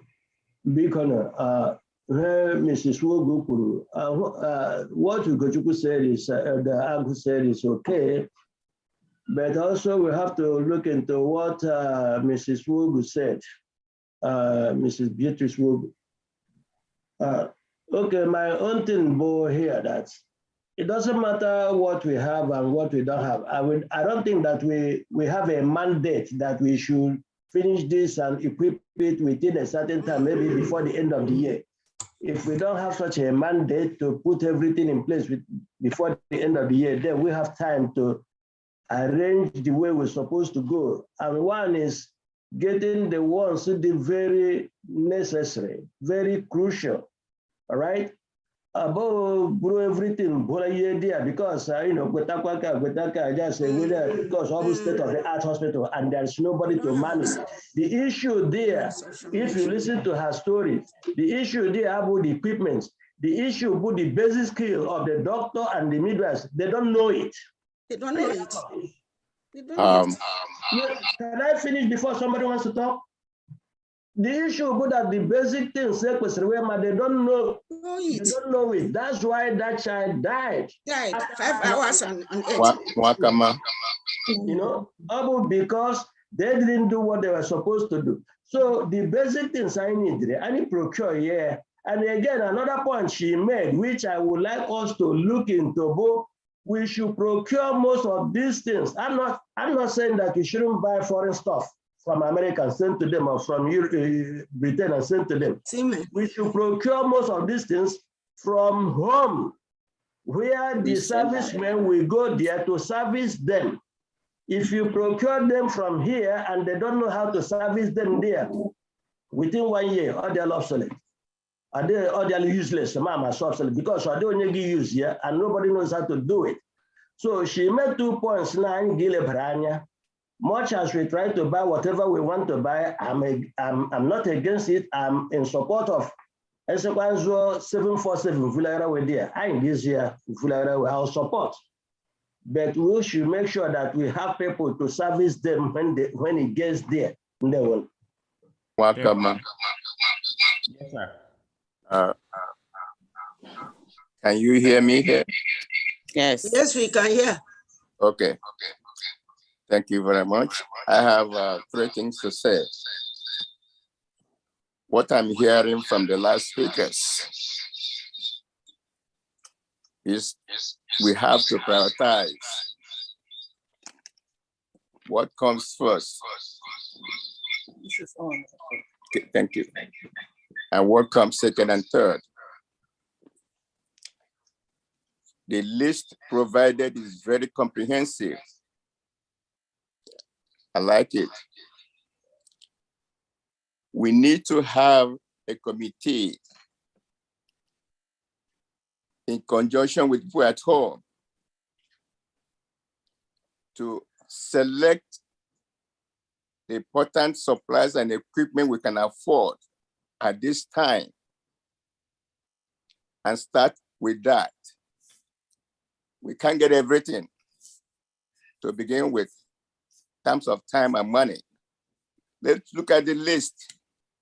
There are people who are capable of looking at that list critically in conjunction with people at home to itemize what is the immediate need for that facility. It's a maternity, it's not a hospital or a medical center. That's 1. 2, 3 months ago, when we last met, I suggested that we need to have flyers made and a write-up of our project and use it to reach out to donors who will help us donate equipment and supplies to the best of their ability. That will save us money. In that circumstance, what we need to concentrate upon might be the transportation. Some donors can take care of that. So I contacted a couple of friends that say, yes, they do it 3 times a year, free of charge, with little or no cost to us. But they don't do everything. They say they can deliver things like hospital bed, which you can call it, in this case, maternity bed, wheelchairs.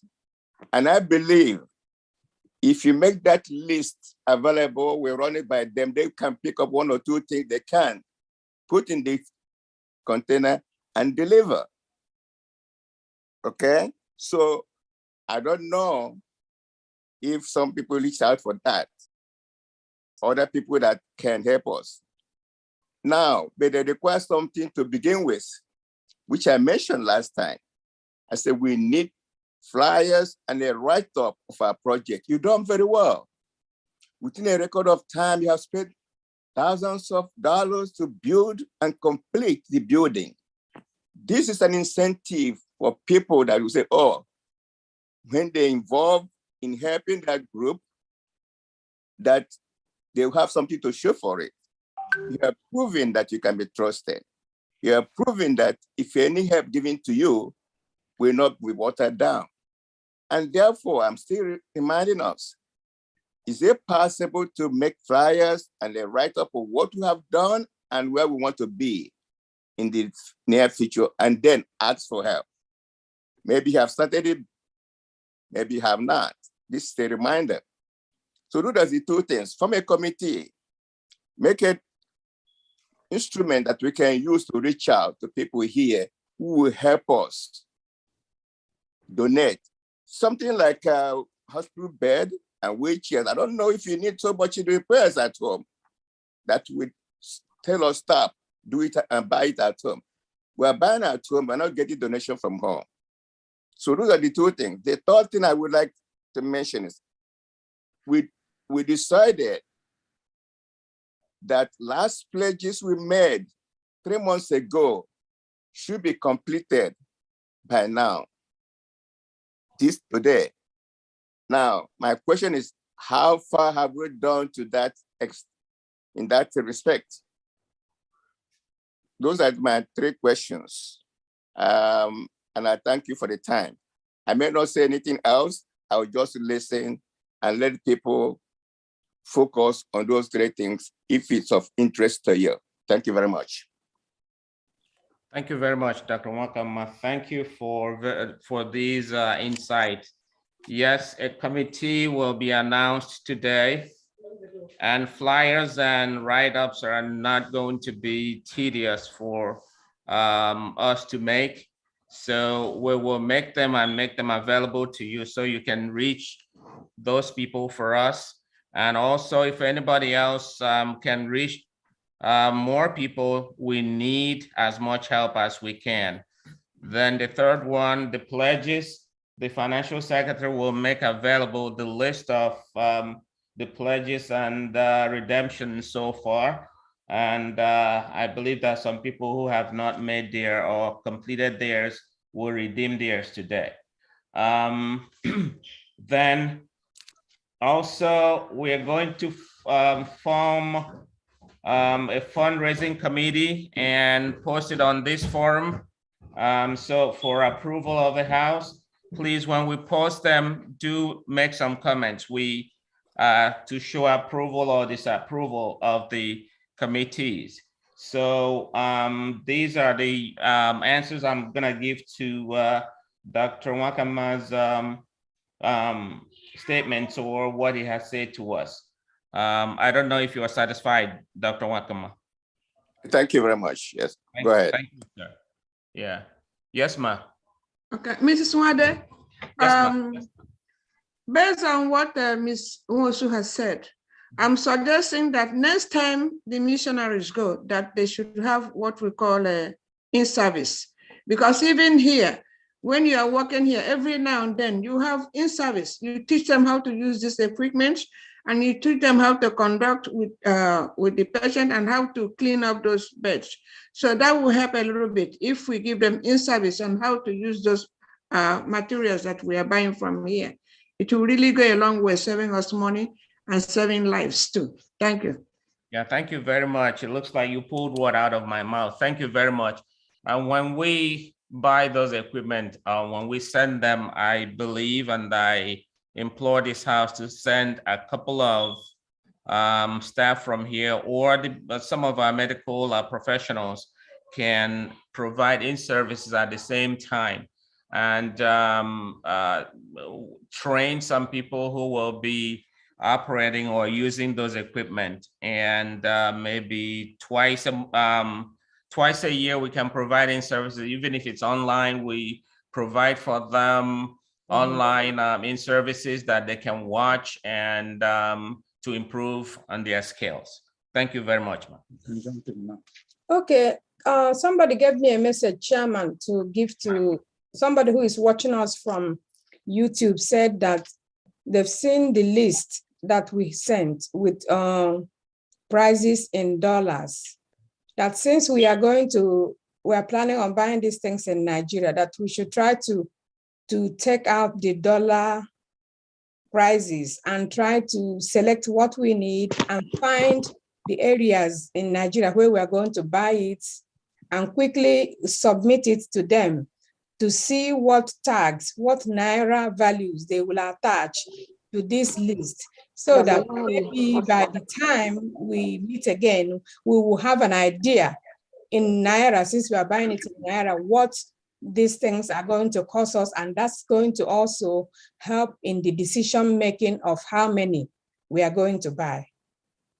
Okay, thank you very much. This is important. Dechika also pointed on that. Yes, like I said, this committee will hone in on all these equipment.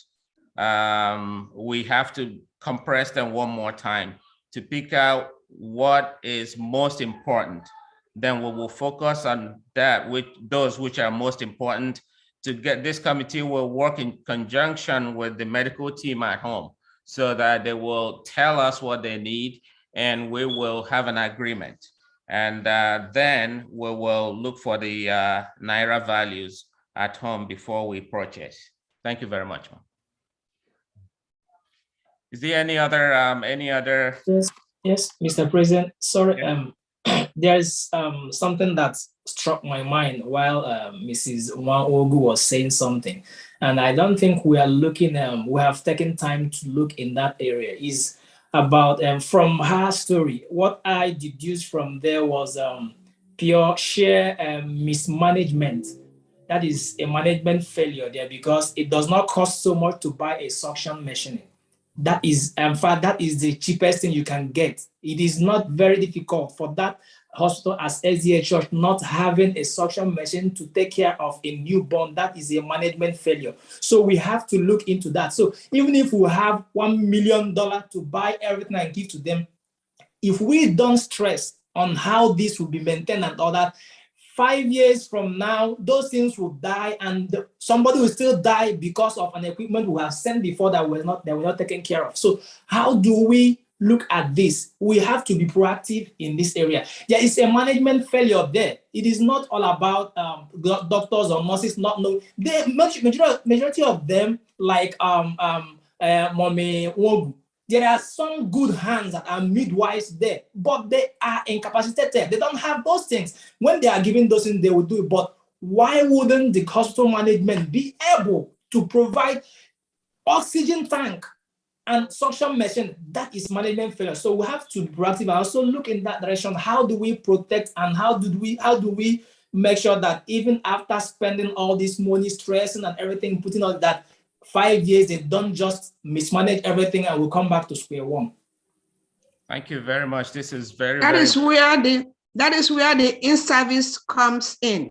Mm-hmm. The in-service is not only for the workers, even for everybody. It's mandatory that everybody will have to come in service, and during the in-service, you have to see them practice with these things, and you have to see them practice it so that we know that they are really using what we are sending to them. Okay, thank you very much, ma'am. Any other comments on this? Okay. I really thank everybody that has contributed to this. So the committee will be formed. Then the fundraising committee will be empaneled too. So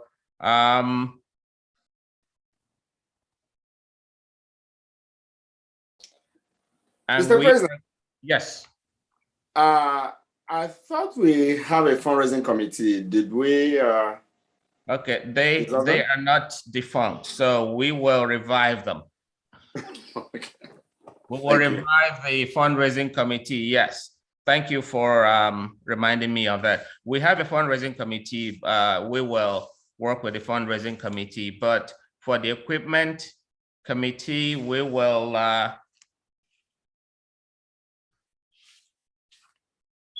I'm gonna ask the House, do you want us to do it now, or the executive can come up with the names and post them on online so that we will approve of them?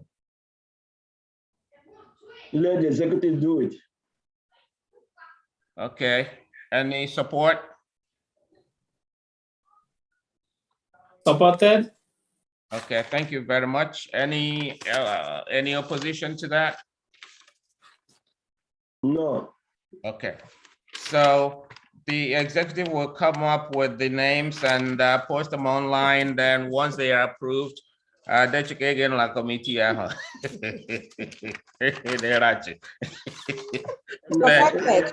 executive, executive.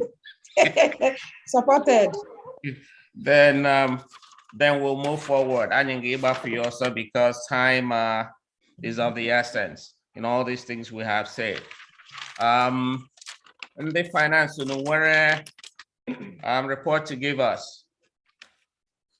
Let's look at the list of pledges and the number that have redeemed their pledges.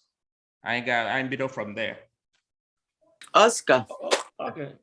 Ike iwe. Unu ndị eme recommendation niile. Unu chetala midwives. Ha bụ maternity. Yes. Ada ekpo doctor ma enwe problem. Ngegi me involve. Ime vacuum extraction. Or surgery. Midwives mbunde nkwesịrị. Yes. Ekwesịrị itinye la committee where here nne. Yes. Secondly, abụla asa adị hụ agbele anya asa nwaanyị eri ihe. Ebe adị hụ ego. I'm the suggest mbụ ahụla ego. Biko enwe ndị ga emere in service. And I may service at least once a year. Ma ọbụrụ ha niile unu nji imefu ego unu ga imefu nga ebu uru. Abụ suggestion okem. Nka ma unu ekwere mama ka mafukwa na unu ahafụ nwe m kara gburu ogbe m. Ndị ha ese egwe hafụ ha kara. I gave an email and we will. Service and it's very important. Be done without orientation, and orientation may involve work. So that is of paramount importance. Whenever we are ready to do this, I give in-service staff there. And midwives must be involved because we know that they're actually the ones that do the job. Yeah. Okay, the finance? Yeah. Actually, I've seen that most of us are going home with the money we came with today. Before we leave, I will make room for everybody to make some donations, please.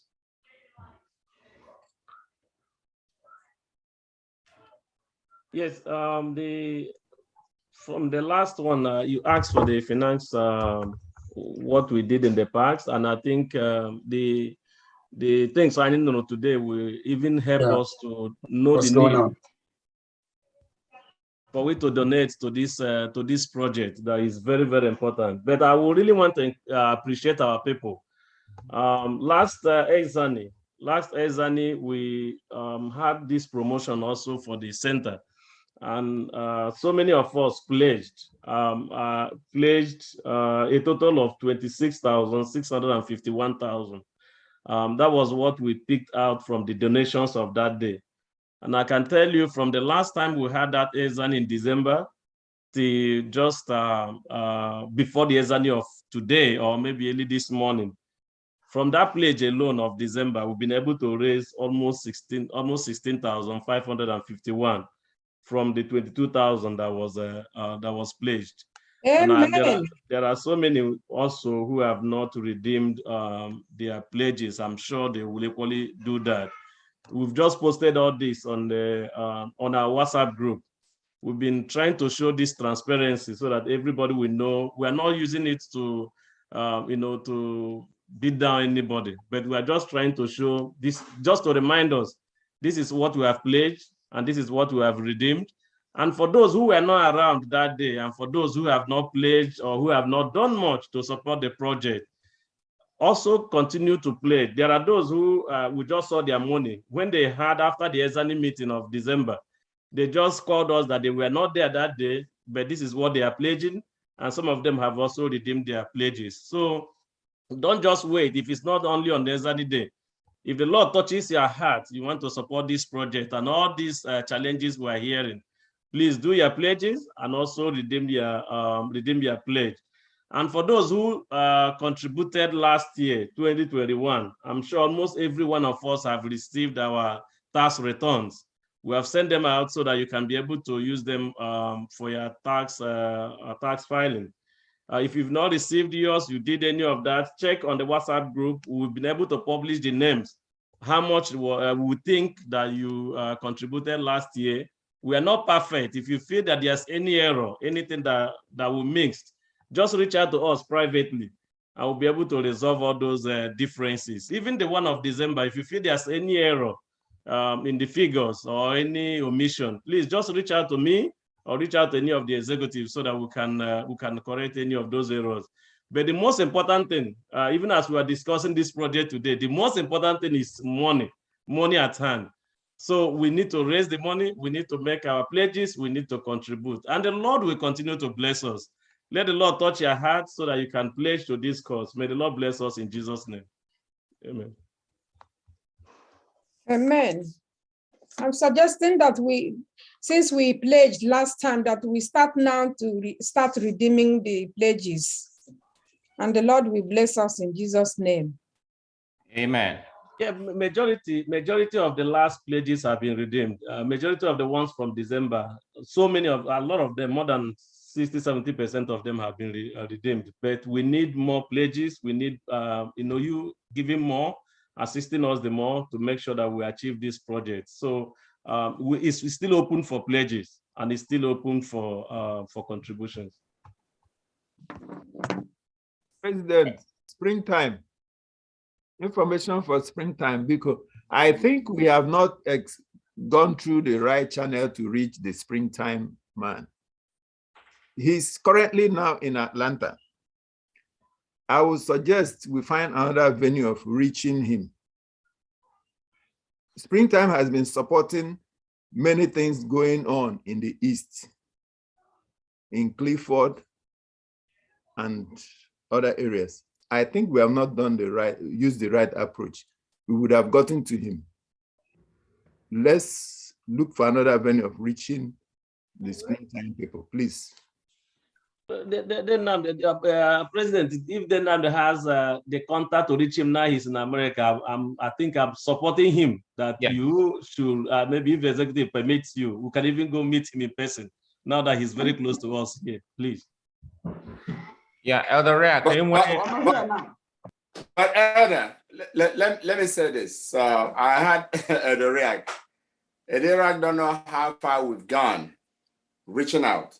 In fact, we had a meeting with the pastor and all of us here, the executives, and we spoke to him. I believe that's the pastor the mom just died, president, right? Mm-hmm. That was recent. I think we've done everything possible to reach out to them, the right channels. But if there's any other way that the area can help, that would be great. But I think we went to the right channels. So even if they're doing projects at home, if they decide not to give us anything at this time, you cannot force them. It's their prerogative to give those they want to give. But we've done everything, even the videos, the write-ups, but up to now, they've not responded. So maybe Iraq need to help us maybe through another channel. I guess what the RIAC is saying, we have really done so much from the executive. We have done everything to see if we can reach him, but through proxy.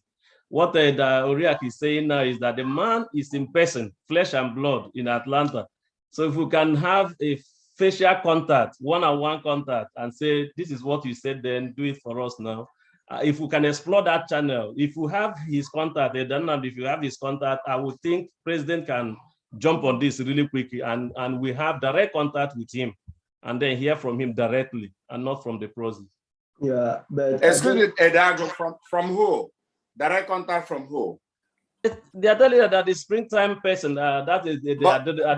You forget that he was the one that referred us. He was the one that said we should let Pastor, be in charge of this. That way we can coordinate it. He never wanted to do it directly. Pastor was the one reaching out, and he assigned I believe the director or somebody. So it's not something we're just gonna call he will do anything. We've done everything. We connected him. If there's another channel, maybe someone else needs to try. As far as I'm concerned, we've done everything we need to do. Thank you. Thank you very much. Is there anyone else that has anything to say? There is somebody on the chat who wants to say something. Oh, okay. I think he said no authority or something. Yes, Okay. ma. Okay, So go I ahead. want to contribute to the suction. I don't know. I'm not a medical person, so that machine, I think, is a suction. Mama Suction machine. Yes, I would like to know how much it is, then donate towards that. Okay, thank you very much. It's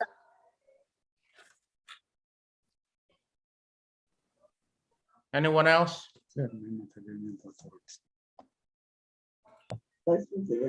Okay, we have a. Ese? When you go labubu, ofe njorema. Agakwe bo loge kaka. Le akwụkwọ ogwe. We're looking at the list, man. Yeah, that's the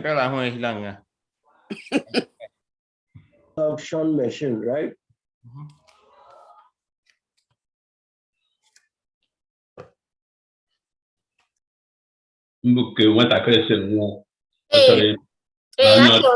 at least that baby would have been a president or something tomorrow. So to avoid that.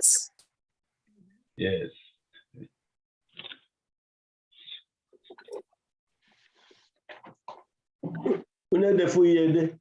No, on the forum. I can each of that day, will you? President, while we're looking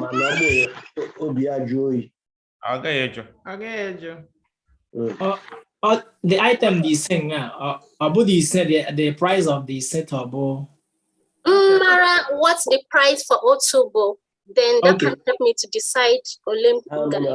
Okay. I think from the list, updated list where we have $350 per one times 5. Okay, $350. Okay, so Onyalam Genya Diego. ENSDANY. Send it to ENSDANY. Danny. Unini a link on the email. So can the email address, if you can take it down, ENSDANY@gmail.com. That's Zell. Post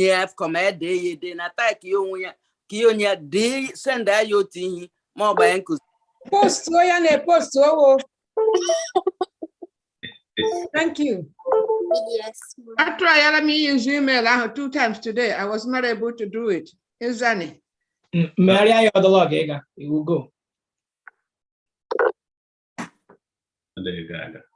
That's correct. The email is not working. I am on a Zelle account. You need a Zelle account instead. I tried it at least 3 times today. I try if come near the flag. Maybe I will go in that case, I think the treasurer should give us an update. The best way to can you send send money. me a co-chair, Yabiko? Treasurer. Okay. Can you enlighten Yes, us the I best way did. to I see did the money. something that the reaction here today. I somebody journal say like I'm my boss sister Sarah. Then the reaction say I say choose I say click business, not personal, because all the time never the send that what I may go send there it goes through. I'm on my hard on click la phone because the reaction did say something here. I think he had a problem last time to get into, and eventually he finally got through. I'm going to say also click business, not personal. So check all your accounts, mobile, and how they do like the phone. But any of us, how they got through. People send their money to me sometimes, which they shouldn't. But they send them, yeah. You said that when it goes through. So I did, I may type for you correctly. They type correctly, I full check command your phone, or they ask him about business or personal something. And they reckon, can he shed more light on that? I'll get them phone number, maybe phone number. It didn't go through. Take care spelling. No, that use your email address. Email. Some bank. Okay, what I would do when I see one of my kids, they would do. I've done it 3 times. It didn't go through. I'll give it to them to do for me. Okay. Yeah, it's here to each day at the capital, ENSDANY. And then in your account, there is personal and business there. I tried the personal, it didn't go through, but when I tried the business, it went through. Okay. You see personal and business there. Click on the business and then type this ENSDANY the way they sent it here in capital. Okay. So what it means, but the wage, like go tell you yourself, I am at la phone. The wage itself has a lot to do the way the So like you said, when you do a business vendor account that you have, you should be able to go through. Let me ask the question: does the ENSDANY have a phone number? No, the account over the email behind you may pay you. The email didn't work for me. Yeah, I don't know why it didn't, but reason might be one of these things I do personal or business, depending on somebody's account. And then Matthew, send it on your number. Come send it here. If not, I may not get to it again, please. Doesn't mean it doesn't work with personal accounts. I don't have business account. So doesn't mean it will not work because I've tried. I think it works with every account. You know what happened? Each email will work for. Send it to any of the executives, to the president or to me. But try that one first. Come more work for. Go over that straight to the account. Yeah. But if it doesn't, try me 3 times today, and I'm not going to continue. If it doesn't, instead of you lose, they go because send it to me or send it to the president. We will forward it to the account, and then we will update you. Ihe anyị dị ikpe ntụtụrụ ikpe ọ si nye nọmba nye nọmba ndị ikpe ya ogbe ma ọ dị ka m nọrọ 1 month bank ada asị m la claim be ya so ọ dịrị ahụ nwa mmadụ niile ndị nwe problem with unu lebere ya anya.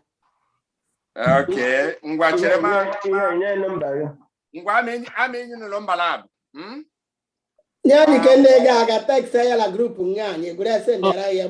Also, the email should be, it looks like the email about small letters and all caps.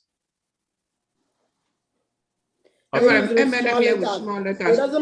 with small letters. It didn't go through. Okay. Yeah, it shouldn't matter. I'm about to small or letter or Gmail. Okay, here in the post to the numbers, phone numbers, the forum, please. But this number will be used when you cannot do this because the actual the personal account, the president ID account, I think we want it for transparency. Actually, you go that get straight to the account, but to the extent where you cannot, then you any other choice that you can use these numbers. Please don't use the numbers. Probably they able to use the email. I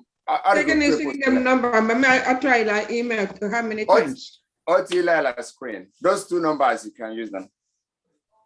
Yeah, I mean the number X07165928 646-436-6718. One of them bone number president, the second one of my own. So use any of them. We will receive it and we will acknowledge it and we will send it to the account. Can we? Thank you. And if this continues to be a challenge, President, can we? Is there a way to explore? Is there a way to explore having a number for ENSDANY? Is there a way we can explore having an official number that is tied to the account? Is that possible? I get it up over phone. If we add number to that account, what it means is that I get up over that phone number. I'm gonna go free. What I'm saying it is that we can have a conversation around this. If churches have the numbers that they are using for Zelle, could we have a conversation around having a number that could be attached to this? We can. We'll just explore whether it's possible or not. But I mean, just to make it open.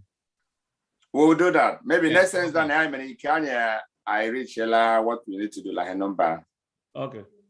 But for now, let's do this.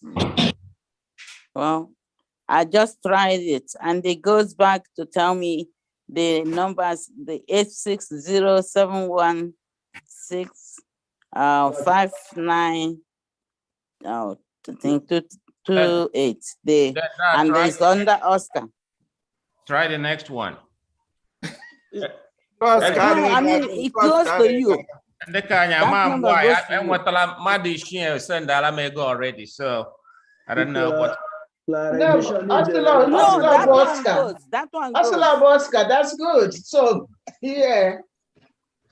Yeah, the numbers move for the Oscar and the Ihani Matthew. So if you pulls out Oscar is good. If you pulls out I know. Is good also. That's how I've been sending it. Yeah. Okay. I think what he was just saying is for transparency, because at the end of the year, we do tabulate these donations and everything Onyablala contribute to. We want to have these figures. So we want everything posted on that account directly from the donors. So if you can use the email and it's working for you, please, that's the best approach. You can only use this number if the email address is a challenge for you. Mr. Chairman, it's almost 2 o'clock. I'd like to move for adjournment, people. That is supported. I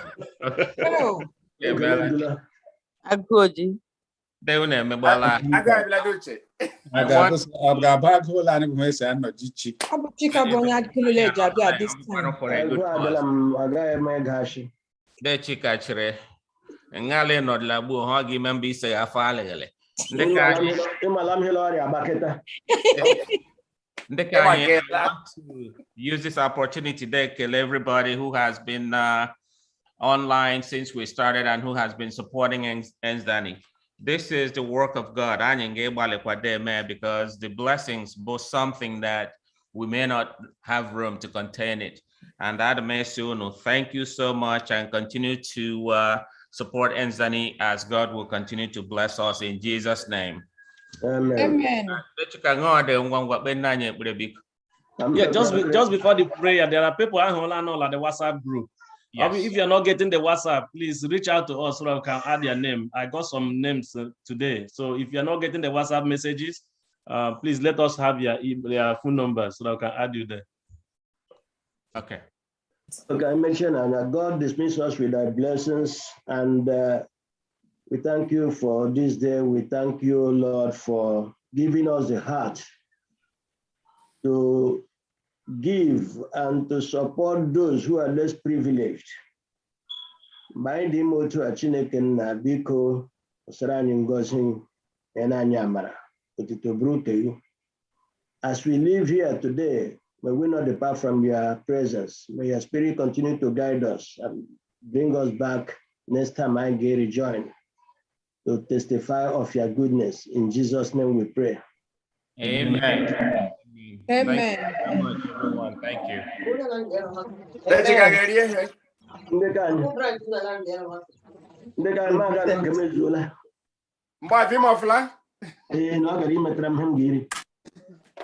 Honey, baby.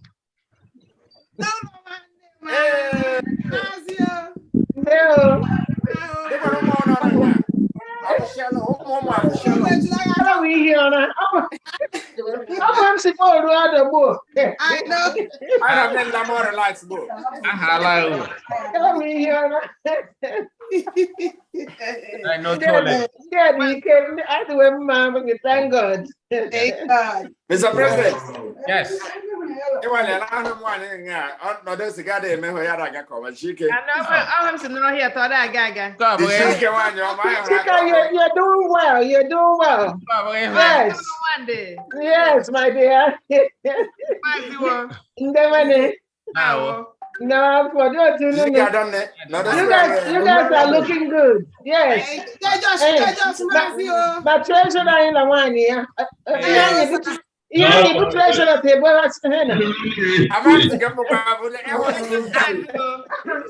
You guys are looking good. Do that for one year. Good job, right? General Secretary as Ugo. Yeah, one year no well. We thank God for our executives. Thank God. Amen. I try to recognize the local dairy cool. Oh, yeah. Just for I do it. Hey, where put that with Nico? I be for camera. I follow it. Oh.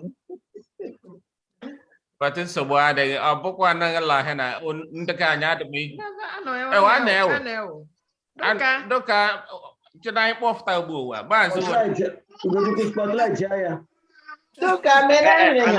know camera, so I guess unless the audio, you can only hear the audio. Okay. Oscar, it went through. Are you there? Okay. No, Catch, are you there? Okay. I want to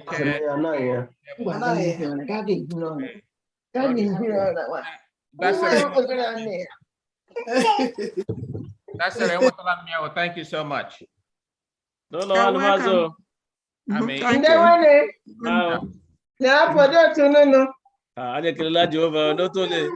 praise God, we're doing well. Thank you, Mommy. I mean, no, we're doing well. Thank you. Mr.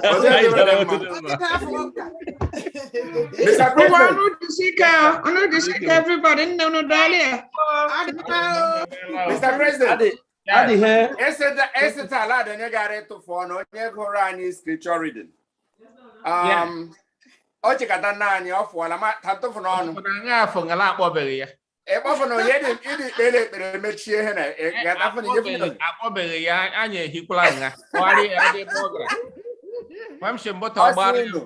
Also, la March 19th. Already traditional marriage.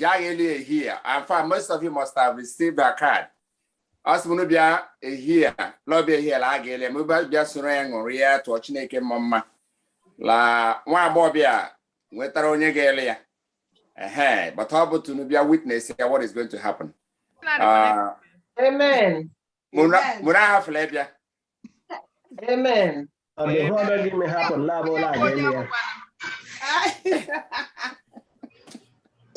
Ilanya last screen again, Abu Hedden didn't explain that time about the ENSDANY account. Okay. Because ENSDANY account is registered as business. So most times, if you are trying to make the payment, not for every bank anyway, but if your bank is asking you, should you use the personal or business? So use business. Just put the name as business and then complete the other names. Then it will go through. That's what they was saying. An awesome project here to everybody. So if you click this personal, then you'll be having that problem. But if you click business, it will go through. Okay. Yeah. Thank you so much. Thank you. Edoria Kimelo. Problem, sir. Why you have some bong or the text? We have to airline you are here. All the